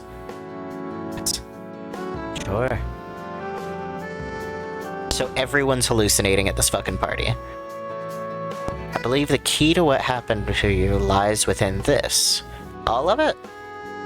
A book? Bobby, can you summarize the story of this book, especially about the flower in it? So you figured it out. Yes, the flower in this book causes numerous hallucinations to the characters. In the book, it uses fictional name of Silence Nevermore, but its characteristics are quite similar to an existing flower. Nighting Heart's Elysium. The flower that grows around this hotel. That's supposed to mean you're growing hallucinogens? I have stressed that it's not the main use of this flower. Normally it's used as a faint muscle relaxant, with its scent in particular causing a sense of tranquility. It is legal and widely used by a lot of resorts given that they have a license for it, which I do, mind you. Why you knew what to do when Lady Quintessence and Miss Romero collapsed, isn't it? That's right. I didn't say anything because, to put it bluntly, I don't want to get sued. I feared some of the flowers were consumed accidentally. As you see, usually as precautions, we would have had other kinds of flowers inside the hotel itself, but the bunch we ordered for tonight has been delayed. So I had to task servicemen to cut a bush from the back of the hotel. However, seeing that nearly everyone here saw something tonight, I have reasons to believe that what happened with Miss Romero and Lady Quintessence was not an accident. What's that supposed to mean? On its own, the flower is harmless, but if mixed with coffee brew, it can cause mild or severe hallucinations, combined with a sense of weakness depending on the way it's prepared. But I haven't felt weak even though I've seen some stuff myself. Depends on whether the petals were just added to the coffee itself or if it was grinded beforehand. Just as you say, there was a trace of grind Nighting Heart's Elysium stuck to the bottom of the cup Miss Romero spilled. So what, someone poisoned us on purpose? Poison is a strong word, implying pain or harm. In your case, someone has tried to incapacitate you. Someone poisoned us. I believe I know who it was. You? Yes, I believe that our one and only Black Sword hasn't been fully truthful with us tonight. So, yes, you see, I believe that... What was Black Sword hiding?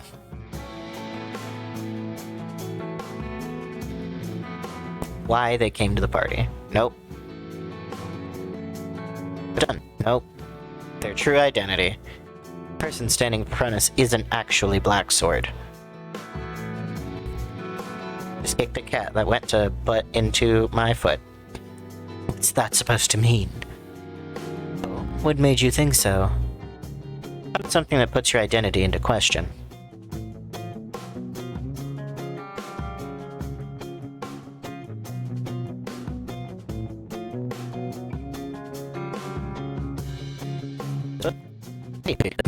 This book has an interesting article in it. Son attempts to repay the sins of his father. I remembered a little the tongue from Crescent Moon as we were talking about you.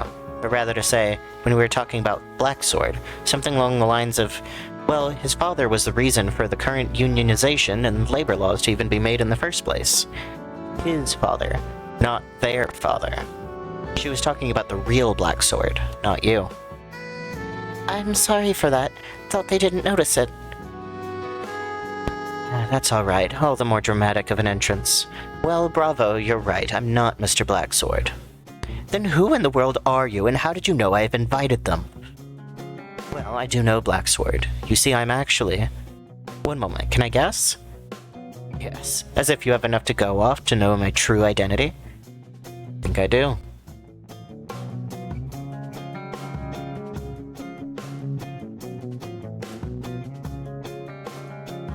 Is it Cephio? You're SS Cephio, author of this book. Wow, perceptive one. You be kidding me, seriously? Really, I gotta say, love your Crimson Antlers, a masterpiece of slow-burning terror. So nice to hear compliments about that one, considering how rarely it's mentioned on its own. But how did you know? Shouldn't have signed a book if you didn't want to be found out.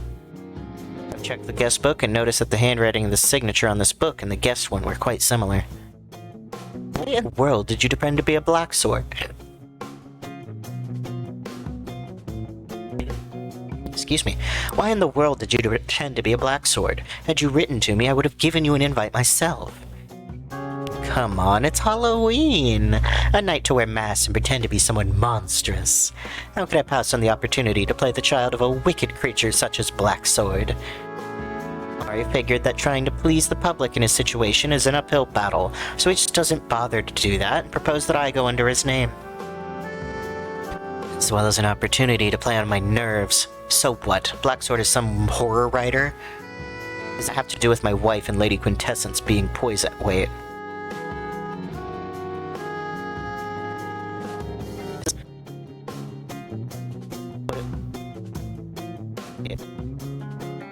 No, one of them was definitely Mr. Okay, that's probably just a typo. What does this have to do with my wife and Lady Quintessence being poisoned? Right. Cephio, you're the one who wrote a book that heavily relies on knowledge of how Knighting Hearts Elysium works. You haven't brought it up at any point, including when Lady Quintessence started wildly theorizing regarding her hallucinations. How come? Guess I just slipped my mind. Don't joke around with me. You've been silent because the person who coined the coffee was Miss Crescent Moon. Considering that the two of you have known each other for a while now, she must have read your book as well. Meaning she knew about the flower and possibly even its real-life counterpart. You recognize what's happening, and that's why you tagged along with me, to look for servicemen to talk about that. Good theory, but not nearly enough evidence to support it. Is it point? Yes, I poisoned them. You little... I knew you were a petty one, but to stoop so low as to poison my wife because your own girlfriend died is just pathetic. I didn't try to poison your wife, you egocentric idiot. You were the one for whom the poison was intended for. She just drank it by mistake. That does make more sense. Shell, don't just agree with her. Oh, hon, I wouldn't have married you had I not been ready to be poisoned by one of your competitors. That's just part of the deal.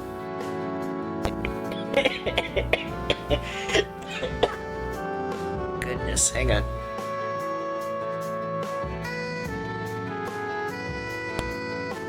All the voices are really wearing on my throat.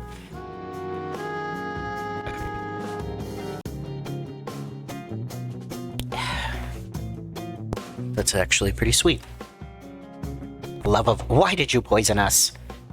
Because I'm sure that one of you killed Pumpkin. You think I'll just stay on the sidelines and do nothing about it? It's preposterous. I had no ill intent towards her. Oh please, you're the most two-faced person here. Even if she was killed in your room, I would still suspect you. No need to explain why I suspected Mr. Romero. Why did you poison everyone else? I figured that if the police were to drug test us, it would be suspicious for only Lady Quintessence and Mr. Romero to have traces of Knighting Heart Elysium. So I added a small dose to everyone's coffee, even mine. Girl, you're so gonna get sued. That's if you won't be in prison for murder before then. No. It's all nice, but where does it lead us? Well, yes, this little detour into the mystery of deranged dames and the dramatic games reveals that we were all drugged, some more than others, as well as who drugged us. It does lead us does it lead us closer to figuring out any of the two murders? That's something I'm not really sure about, to be honest. Sometimes it's just good to go with the flow and see where it lands. But even then, we were able to unravel one part of what happened today, which means we'll have an easier time figuring out the rest. Okay, so once again, what do we know? Serviceman was killed sometime within a half-hour window. During it, nearly everyone formed a pair, so each person can testify for the other's alibi. It leaves only contestants unaccounted for. Not to mention, she's the one who diverted the flow of the investigation in the first place. You aren't actually accusing this lady of murder after you tried to cover up I was poisoned, are you? There's a first time for everything. How stupid do you expect me to be if someone in my own room was after the... How stupid would you expect me to be to kill someone in my own room after there was already a murder in it?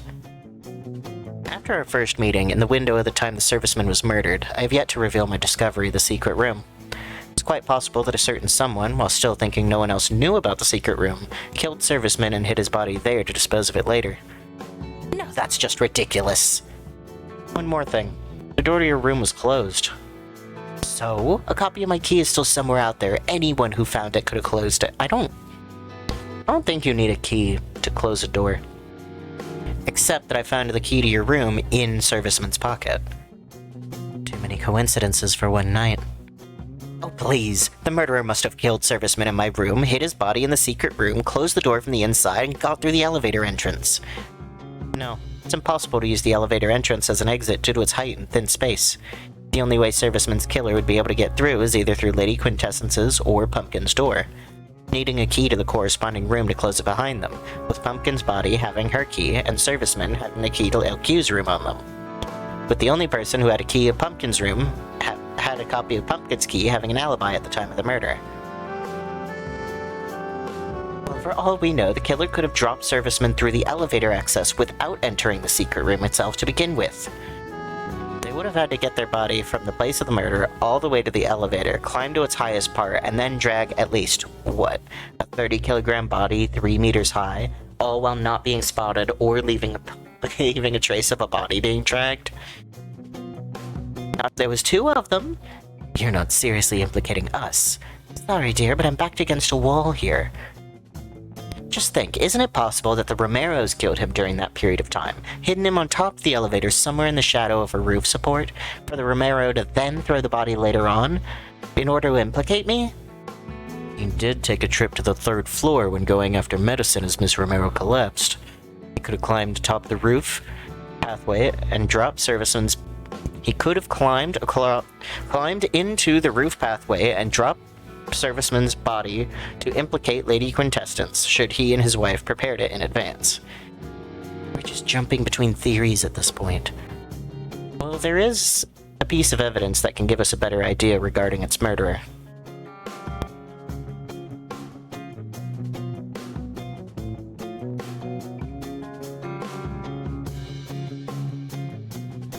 Is it this? Ah. No, rewind.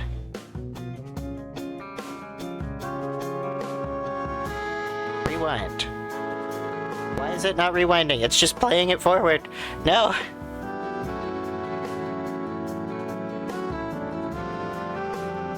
Well... it's... Alright. Well, I'll just read from here then. You wouldn't have had time to go outside and plant the knife, nor thrown it far enough for it to land specifically under Romero's window from mine. No, there is one way.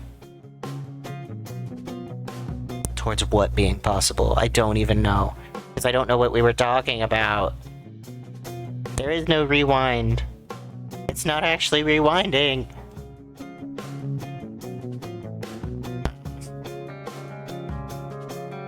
I don't know what we're talking about, so I'm just gonna hope. Pumpkin's body was on it for some time before it slid down. Could have used it to get towards Double Trouble's window, then dropped the blade from that part of the hotel. That must be it. Romero must have gotten into my room from the window that was open since the start of the investigation. That way he could have closed the door from inside and get out through his own window. That must be it. Alas, Double Trouble's window is broken. What? No, that can't be. It can't be. Fine. I can't go on like this. I've dragged my name through the dirt enough during this embarrassment of a defense. Helen. Yes, I killed servicemen, but only servicemen. You're listening? I hadn't visited my room until a bit before our first meeting. What reason would I have to do so that time? We didn't know that the window from which Pumpkin fell out was mine and not her own. But when I was about to enter my room, I saw that the door to it was open and inside was serviceman, doing something behind an open painting. I tried to glimpse at what he was doing until the wooden floor creaked, letting him know about my presence. In hindsight, it's possible he was trying to get rid of some evidence. He panicked, and the next thing I remember was him trying to hit me with a vase. I grabbed a carving knife in self-defense. His first swing cut his arm, the second, his throat. I didn't mean for him to die, I just didn't want to repeat the fate that fell upon our dear Pumpkin. Just to think that Bill would attempt to harm you, a person he worked for more than a decade. Why didn't you tell me? Sorry for trying to shift suspicion on you. I thought that if I mucked the waters, it would be harder to prove I was the one who killed him, even if not intentionally. Miss Crescent Moon, I swear I didn't do anything to Pumpkin. Considering Serviceman's actions, it's highly possible that he found my lost key. Invited Miss Pumpkin into my room under some excuse, and then killed her to put all the suspicion onto me. Is that right? Excuse me? What evidence throws into question Lady Quintessence's story?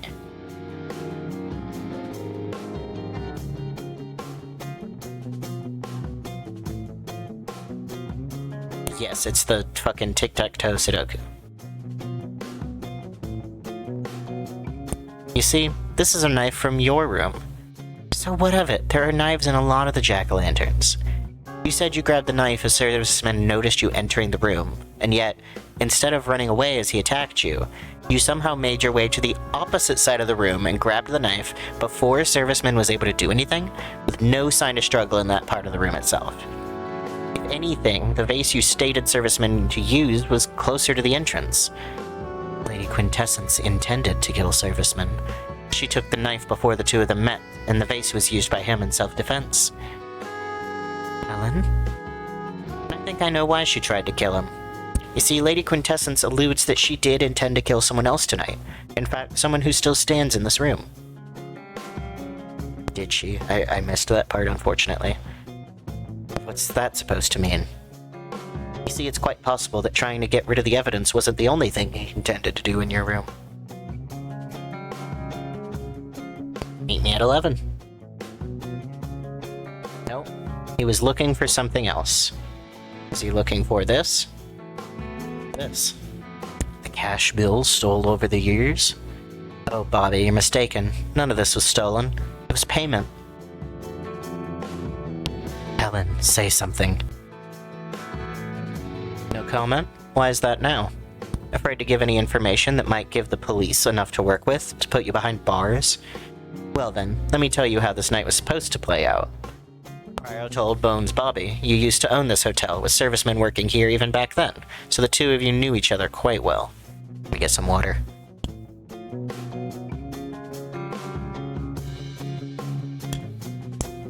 What? Oh, there was cat hair.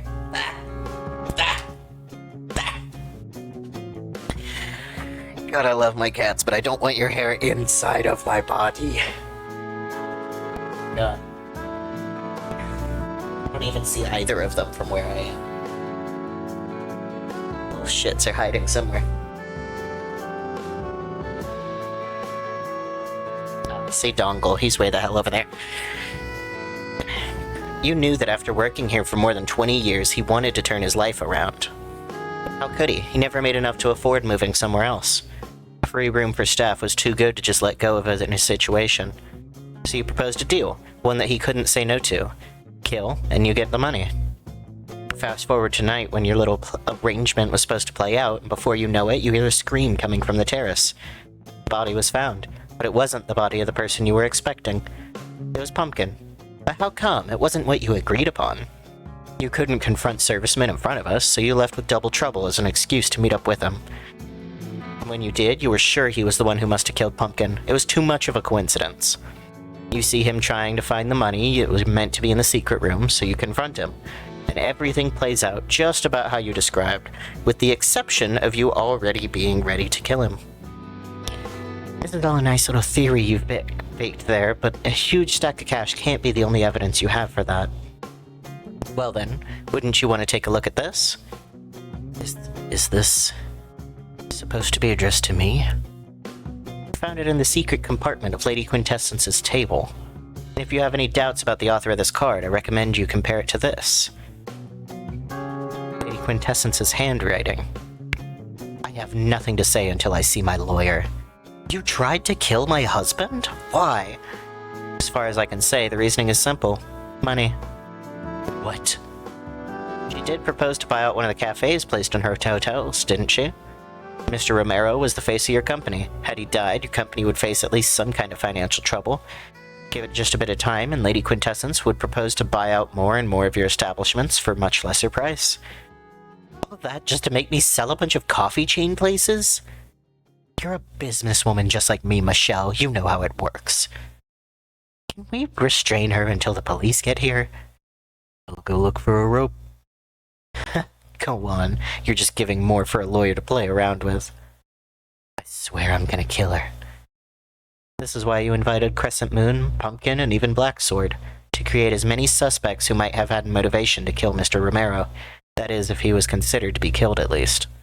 That's why the chains to the basement were just laying on the ground. You agreed with servicemen to incapacitate him in the middle of the night, get him out the back, and throw him down the cliffs. At best, it would look like an accident. I found rope. Do we really need to do this? Yeah, no chance we're trusting you with as much moving until the police comes around. So what, Bill killed Pumpkin while trying to steal from her, while Lady Quintessence killed Bill for doing that? Hard to tell yet. Feels like I'm missing something, but I can't put a finger on it yet. Don't know about all you, but I need to take a break from this all. Wholeheartedly agree on that. We'll let you know if I find anything. Man, now I gotta play the rest of this game with no mouse.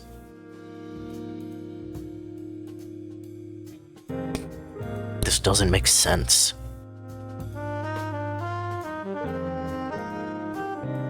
I've known him ever since I was a teen. Could never imagine that he... We still can't be sure that Serviceman was the one who killed her, especially when we know for certain that Lady Quintessence was the one who killed him. I don't believe that Bobby would be capable to murder anyone, let alone Miss Pumpkin. Say that to him agreeing to kill Mr. Romero. Yeah.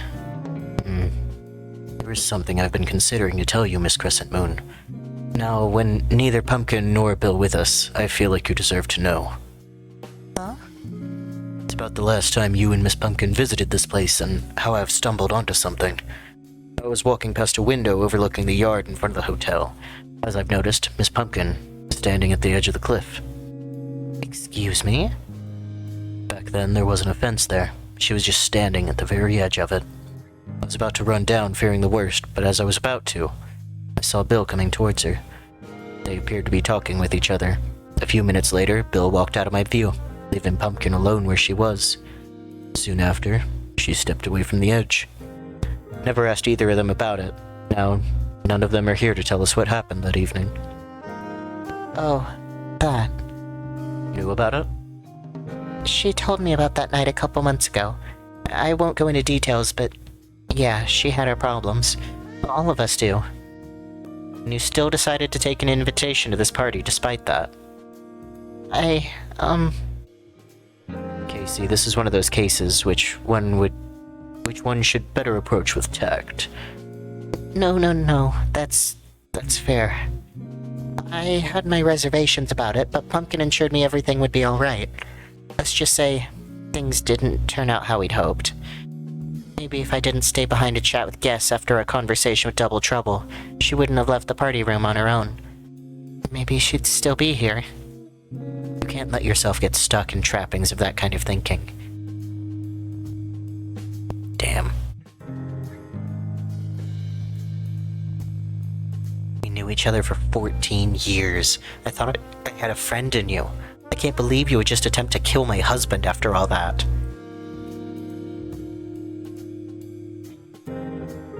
Darling, I've allegedly killed Bill the serviceman, who I knew for more than 15 years.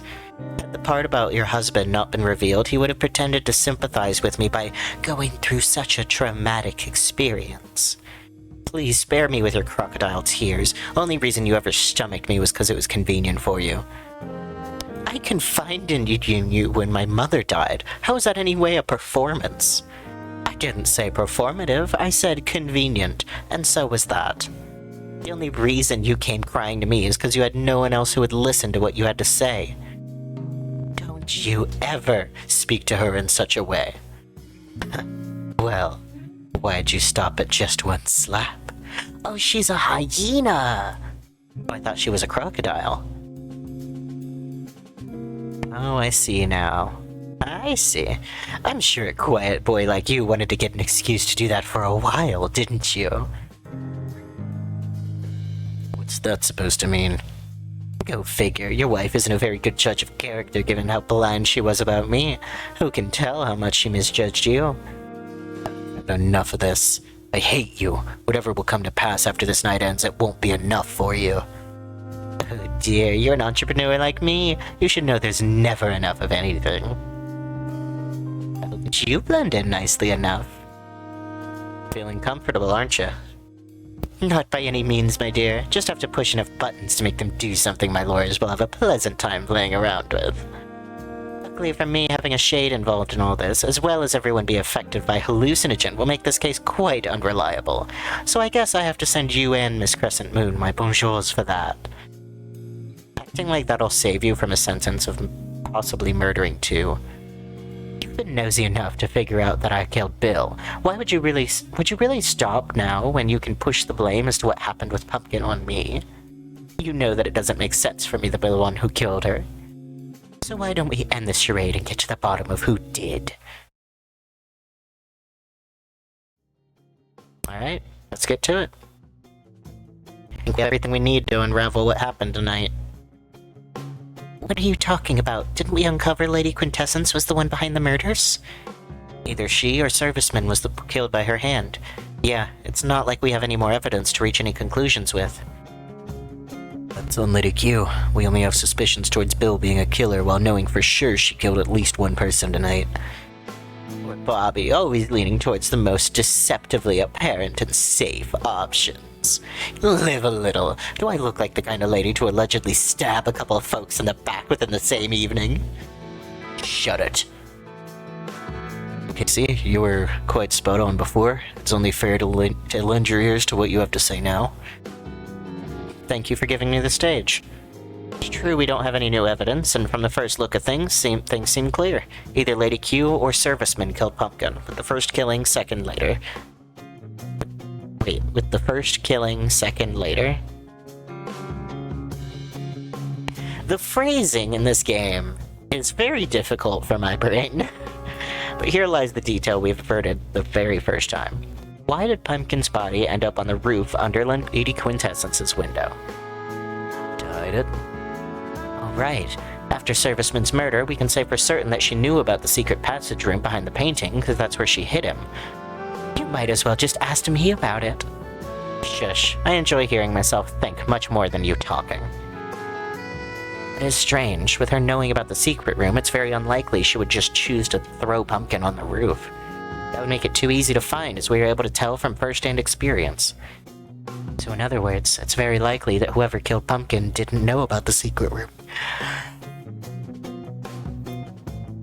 But wait, didn't we conclude that Serviceman was the one who stole Crescent Moon's wedding ring, and the money that Lady Quintessence kept in the secret room to pay him for the murder of Mr. Double Trouble? Well, there's some theories we can come up with regarding the former. The money was definitely in the secret room. The only way he could have gotten them is by getting inside it. Well, we still cannot be sure where the money was when Serviceman found them, right? We only knew where they were at some point. Neither can we be sure that Pumpkin's key wasn't stolen and given back to her between when she was killed and when we found her body. You're proposing that Bill, killed Miss Pumpkin, got her key to then open her room with and steal the wedding ring, putting the key back in her pocket, and then start disposing of the body? Yeah. Well, it's good to question the basics. I think this will be us reaching out. Meaning, Bill knew about the secret room? Yes, geniuses. Wait, does that mean that whoever killed Pumpkin Didn't know about the secret room? Isn't this something? Bet you didn't want to hear that when you were asking a shade to perform their little play, right, Romero? No, we can say for certain Pumpkin's killer knew about the secret room. What proves it? A bill?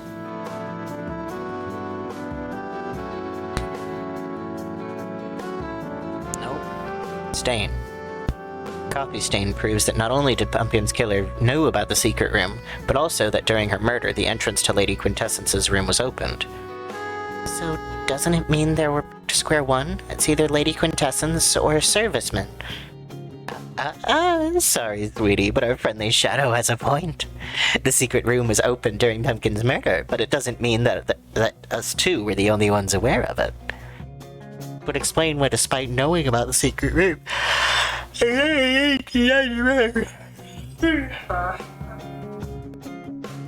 Jesus Christ, listen, I said at the beginning of this I had like 4 hours to sleep. Which would explain why, despite knowing about the secret room, the murderer didn't decide to hide Pumpkin's body there. They were putting suspicion on Lady Quintessence. It's hard to swallow the idea of Bill doing that, because he would have to know that Lady Quintessence would rat out his involvement in the plan to murder Mr. Double Trouble. But if it was someone else who knew about the secret room, well, that would make so much more sense. Do you have any idea as to who might be aware of this before you told the rest of us about it? Well, the way I knew about the secret room was because I used to own this hotel. Just for a couple of years, mind you. Meanwhile, Bobby over there had it in his care for a decade now. So you're saying that Bobby might be the one who knew about the secret room? Wait. There's no way that Crescent Moon did it, right? Because they talked about how she used to come all the time as a kid. There's no way. Yes, dear, the thing that I'm saying is the thing that is being said. Try to keep up. I'm not going to chew everything for you to understand. But yeah, did you know about it? I actually didn't. This hotel's last interior renovations were made under Lady Quintessence's leadership, which is how both she and Bill must have found out about it. Believe that being a cheapskate has proven useful to you. Still, 10 years. How could you not stumble upon it during that time? Well, Bill is the one who would usually be on cleaning duty, so I never properly investigated most of the numbered rooms we have to offer, let alone climbing onto the elevator's cage. I'm no youngling to do such things. My bones would break to tiny pieces of shattered glass if I were to do that. Regardless of even if Bobby knew about the secret room, there's something that's been bugging me for some time. Why did Pumpkin get killed in Lady Quintessence's room? To incriminate me? Yeah, but why not kill her somewhere else and then move the body? Well, we didn't find any blood outside the spot on the roof she was dropped on. Her sweater absorbed a lot of it, so we cannot be sure where she was killed. Not sure, but we have a lot of things pointing towards Pumpkin being killed there.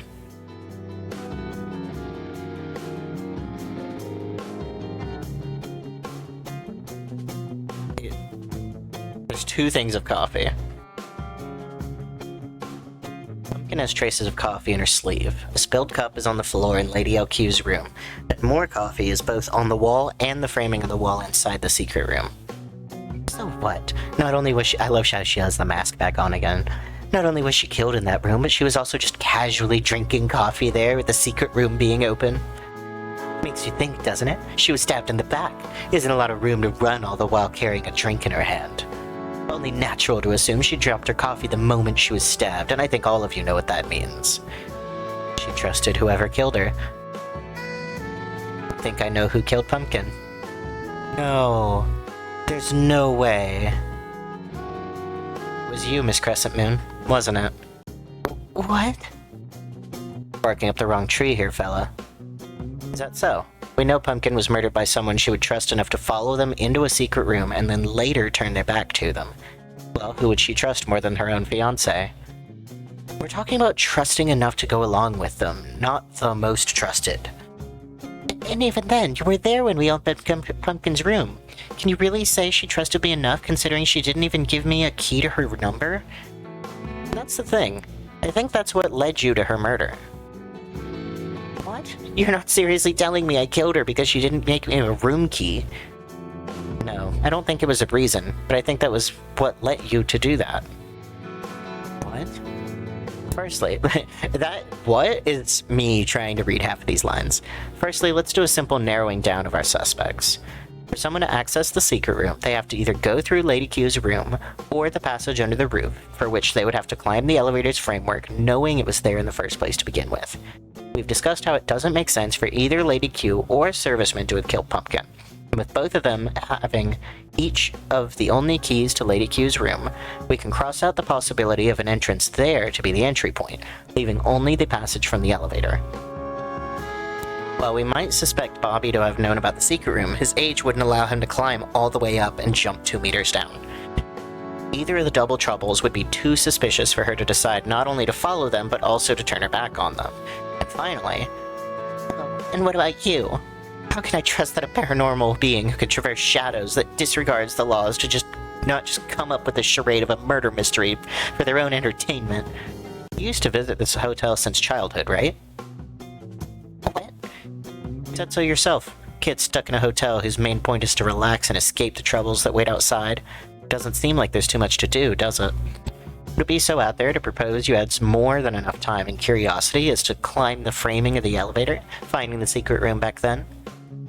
What, you want to say she would jump 2 meters down the only way home, not giving even a sprained ankle? What?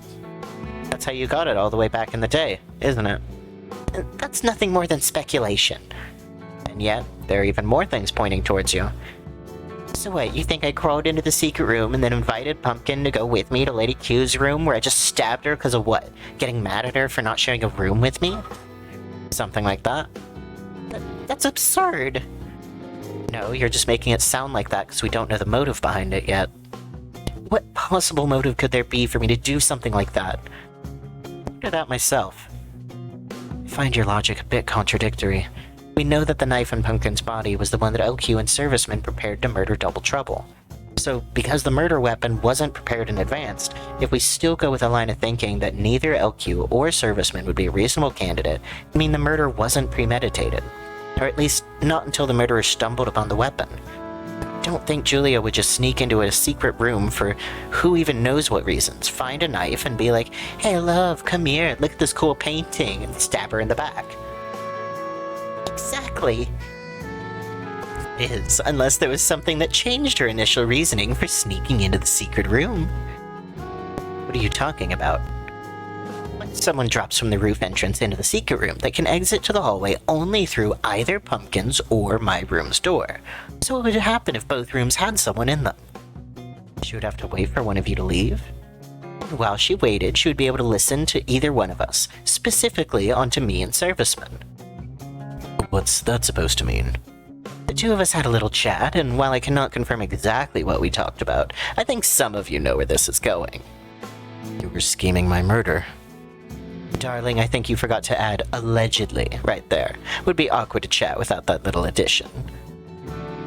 And what, instead of telling anyone about it, she just killed Pumpkin? Where's the logic in any of this? I mean, I think I see what she's trying to say.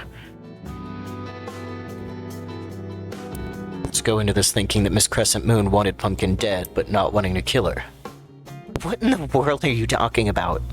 What is this? You cannot find reasoning, and instead you're making it up? My girlfriend is dead, and all of you accusing me of killing her with nothing but baseless theories. I think you'd prefer to stay quiet now, so that your silence during our conversation about your poisoning won't incriminate you even more. What are you talking about? Oh, don't worry, we'll get to that. Bobby, continue. Let me get some more water, my goodness.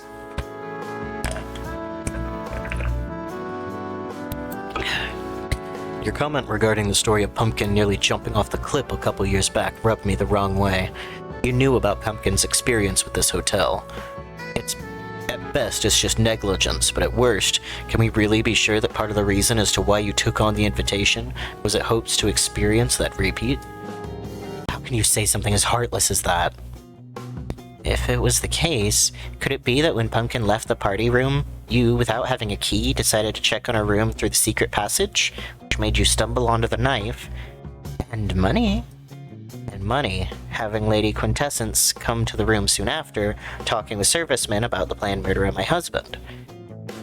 For hearing the fact that if there was any suspicion of foul play, that she, Pumpkin, Stephio, who at the time was believed to be Black Sword, or a Shade, would be the first ones police would have their eyes on.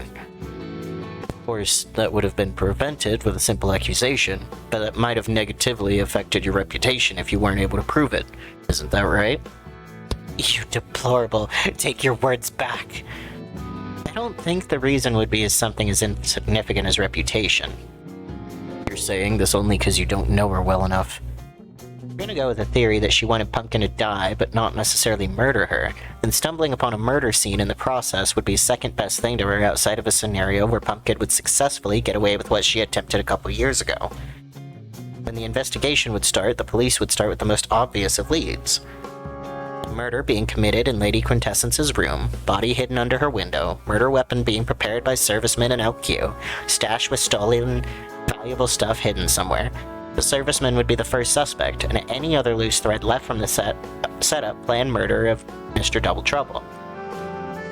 So she took the opportunity that presented itself to her. No! I wouldn't do something like that. Why are you trying to set me up for something I didn't do? I guess it's time to move on to the poisoning. What about it? You already know that Julia added different doses of Nightingale's Elysium to our beverages after we found the body, suspecting either Mr. Double Trouble or Lady Quintessence, being right when it comes to the latter. That's the thing, we moved on from it so fast we didn't look into the details. Meaning? The timing of it all. The given reason for why Crescent Moon did so was her reaction to Pumpkin's death, which makes you think, when would she have had the opportunity to do that? What? It's true. After finding the body, all of us were in a single group, with you being the center of attention as you were the one who had the closest relationship with Pumpkin. No way you could have poisoned anyone's drinks then. Then everyone except me left the party room. If anyone came along, I would have noticed them, especially with the elevator sound. Me and my husband spent the rest of our free time before our first discussion in our chambers, where it would be impossible for anyone to sneak in unnoticed. You were still drinking from the same cup as you had before the entirety of that conversation. Julia, when did you poison them? Okay, maybe my justification for poison wasn't genuine. I intended to poison Mr. Romero from the very beginning of this evening. Pumpkin's surprise death was an excuse I gave when being found out. What are you talking about? After our first meeting here, I slipped some of the grinded Nightingale's Elysium into a cup that I thought servicemen would serve Double Trouble, which ended up going towards Lady Quintessence, with my second attempt ending up in Mrs. Romero's hands. When did you even poison the others with regular petals then? What? Yeah, when? Slightly before this discovery of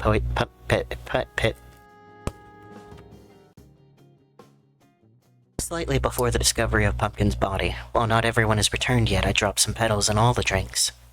So what, you just decided to poison someone for no good reason? And why would you even have time to grind the flowers into dust? I did it before arriving at the hotel. Yeah, that's right. Where did you get the flowers needed for that then? Only resorts and hotels such as mine have a license to use it. I've been here before, haven't I? Julia, do you hear yourself? So you want to say that the last time you've been to this hotel, a couple years ago, you took Nightingale's Elysium, grinded it into a dust, saved it until this night, came to the hotel with your girlfriend, who had a suicidal episode the last time she was here, poisoned Lady Quintessence and Mrs. Romero while attempting to do that to Mr. Romero in the only possible time frame would you be able to do that. Spent the rest of your night away from your girlfriend, who didn't even feel like giving you the key to her room, with her latter being found dead with circumstances where you're the most likely suspect.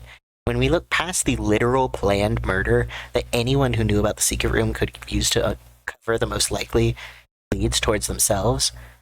Oh, and wouldn't you know, there are reasons to believe that you did know about that room. What a surprise. Cephio, you've known me for years. Do you really think I would do something like that? I don't know. Never would have imagined you would plan to poison anyone. And even the best case scenario, it's something you would have undeniably done.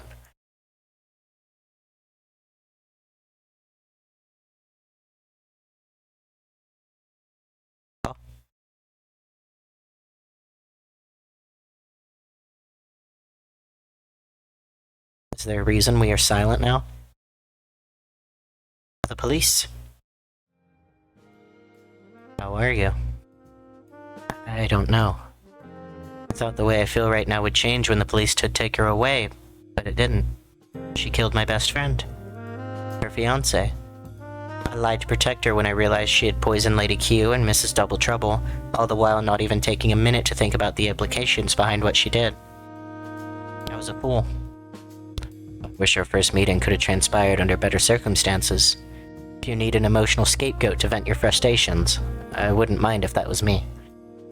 No, had you not involved yourself in this, I would have most likely lived the rest of my life unbeknownst to the truth. You've helped me more than enough. If anything, I'm the one at fault for everything that's gone down tonight. Had I not introduced them to each other, Pumpkin would still be with us. You can't let yourself get stuck in the trappings of that kind of thinking. Quoting advice from an idiot. Just... Who is this?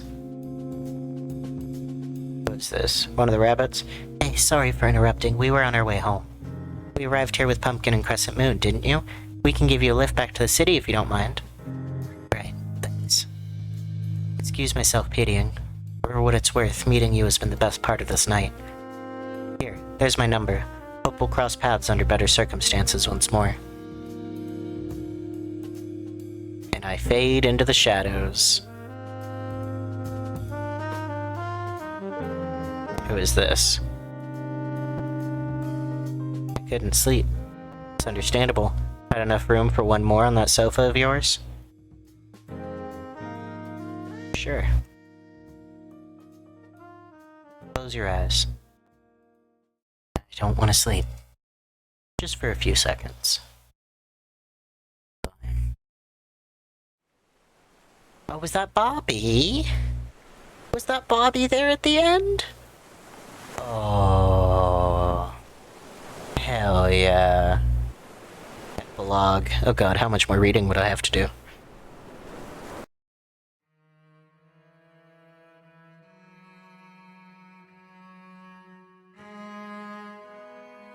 Someone waking up? Who dis? Oh,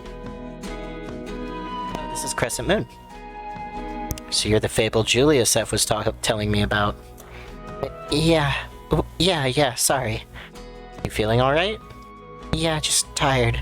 Last couple of months, it's been a baseline state of existence. Oh, if you want, we can move this meeting to later. Kinda late for that, isn't it? Yeah, somewhat. Listen, I know Sefio told you I was looking for a barista, but I kinda found one already by the point they arranged this meetup. Oh, I'm fine with that. Steph was saying that the job part would be a good excuse to get to know someone new. Well, if that's so, it's good to get to know you, Bethany, right? Beth works. Beth. Well then, would you like a drink? Oh, is this where they met? Is this where her and Pumpkin met? I don't think I've been to such a festive party before. Please don't mind the audience. The only reason I even go to these is because my financial advisor says it would be better to have the local hierarchy at least know my existence. Well, if you're interested, maybe we can give them a show in the form of a little dance? I'd be glad to, but actually I don't know how to dance. Oh, yeah, actually neither do I. I don't know why I even said that. Please, forget it. They do have karaoke, though. Yeah, it's her and Pumpkin. I didn't even recognize them. Have you seen the looks on their faces? That was amazing. Julia? Yeah? Oh, and now she's in prison. Why are you back? One of the perpetrators of the Tranquility Hotel murders has gone missing following a baffling not guilty verdict. What is this? So she made her way out of her own mess. How wonderful. Could have sent me a letter instead. Though, alright, you like to see the reaction of your audience, don't you?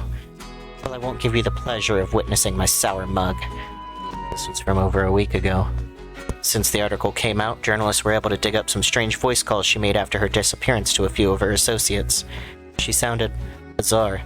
Almost seems like she's been traveling all over the place for some reason. At first I thought it was just trying to escape the house arrest that was a condition for her not guilty verdict, but now, I'm not so sure. Hard to say what really happened. What does that have to do with me? Did anything strange happen to you following that night? Was that all? Why did you really come here? I wanted to talk. I know things between us haven't been the same since, you know, but I just can't sit by without hearing you out. I don't know what you expect to hear from me. You heard the jury. Nothing that I do now will change that. Chin up. Back straight. Look at me. You haven't done what they think you did. And if they made you believe you actually did it, then those who are dead by your hand deserve what was coming to them. You are my daughter. Nothing will change that. Nothing will change that I love you.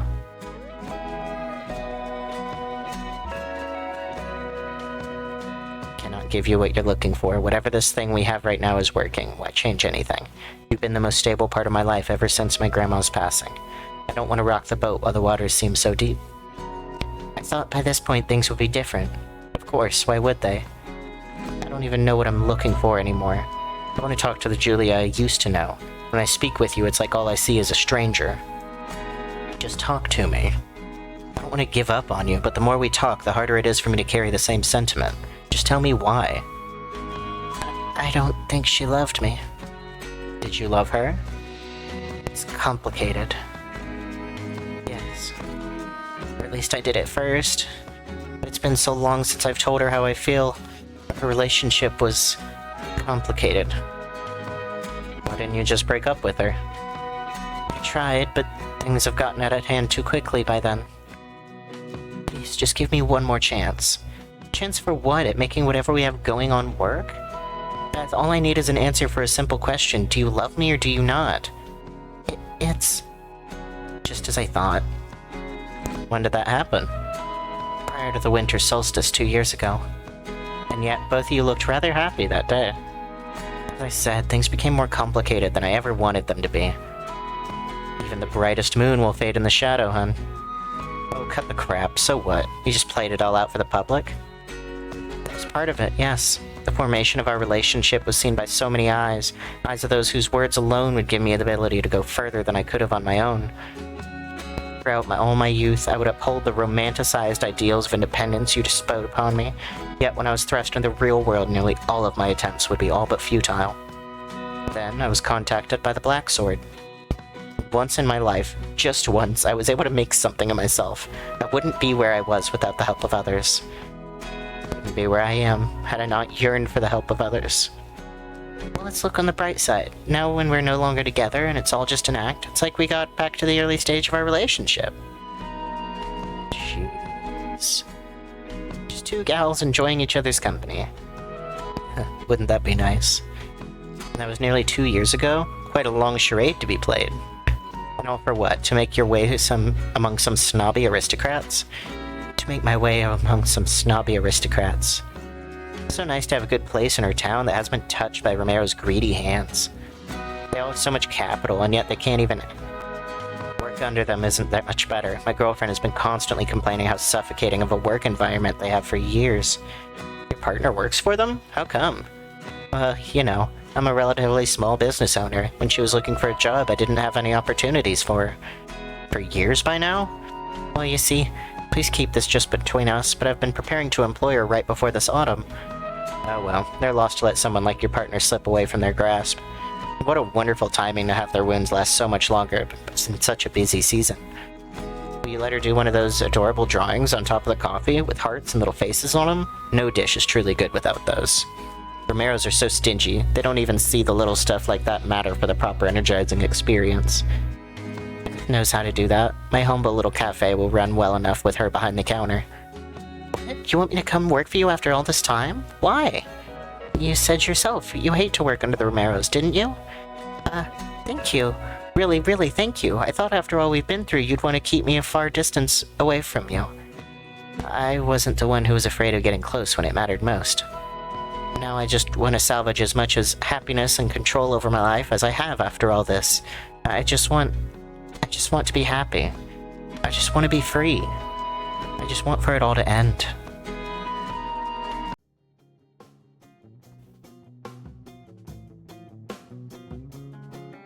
Hello?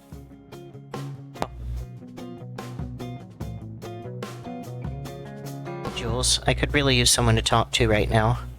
Are you even in there?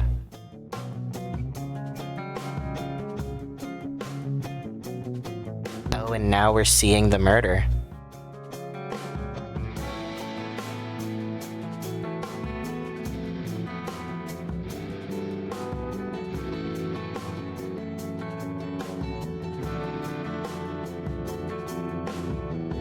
I don't know why I'm not reading this. What's this all about? We should cancel tonight's plan. What? Why? A black sword and a shade? Cops will eat them up as suspects. Do deed. Point fingers. Police will finish the paperwork. We don't need suspects. The whole point and the reason I agreed to this is it would look like an accident.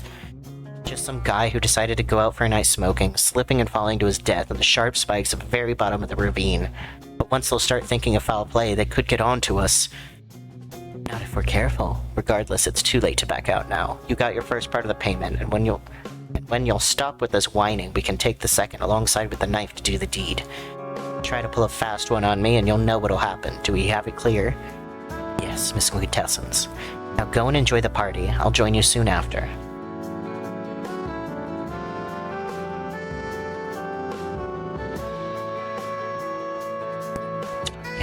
She's going in her room? I should just leave and pretend I haven't seen anything. Just leave. Leave. Why won't you leave? Just... Hey? Jules, what are you doing here? Wait, is that... Thought you would be interested to see this. How long did you know about it? For a while, but our last visit didn't give me much opportunity to bring it up. Right. You want to see the best this hotel has to offer while there's no one here? Not gonna lie, I expected something more luxurious than this. We can at least open windows in this one. It's quite a good view. Listen, there was something I wanted to talk about. Oh, Jules, will you? Yeah.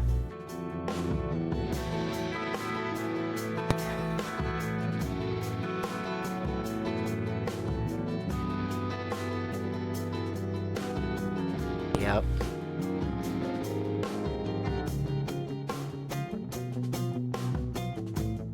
Servicemen, bring us some more coffee. How's your evening going so far? Oh, I don't know. There wasn't much to do since most of the other guests have gone away. You? You know, finding ways to paint away the monotony of the days. And how's Bethany? I haven't seen her since she left the party. Seems like she's gone to sleep or just isn't answering my knocks. Party may have quieted down, but it isn't over yet. Who knows? Maybe she'll join us after all. Maybe. Dump.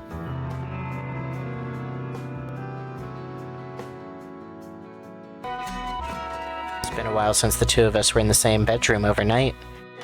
Strange to say, but it seems like the most intimate the two of us have been since the early days of our relationship. I missed it. I know you might be a bit disappointed in the whole killing you thing. I won't lie. I was glad to finally be done with it all. After all you put me through, didn't I deserve the satisfaction of putting a blade through your heart? Missed the mark somewhat there. It's hard to go into this stuff blindly, but that's nothing new for either of us. So please, just leave. Leave me already. I beg you.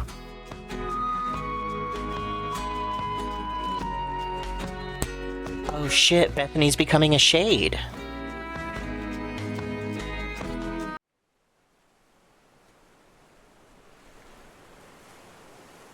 Following a bizarre number of appearances all over the world, Helen Q, the alleged perpetrator of Tranquility Hotel murders, found dead on top of an abandoned building's closed-off roof. Cause of death was dehydration.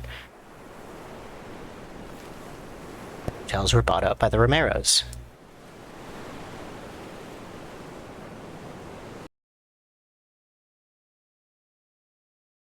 Damn.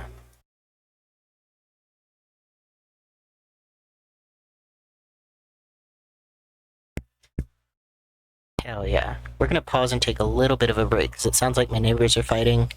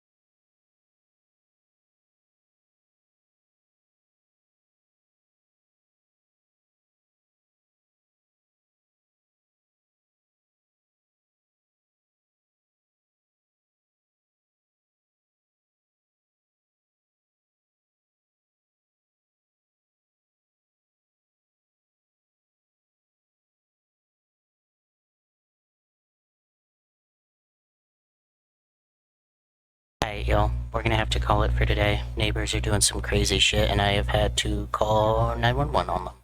For them. I don't know. We're having a little bit of a situation, but I may pick up a little bit later. We'll see. I love y'all. You have a great day. Bye-bye.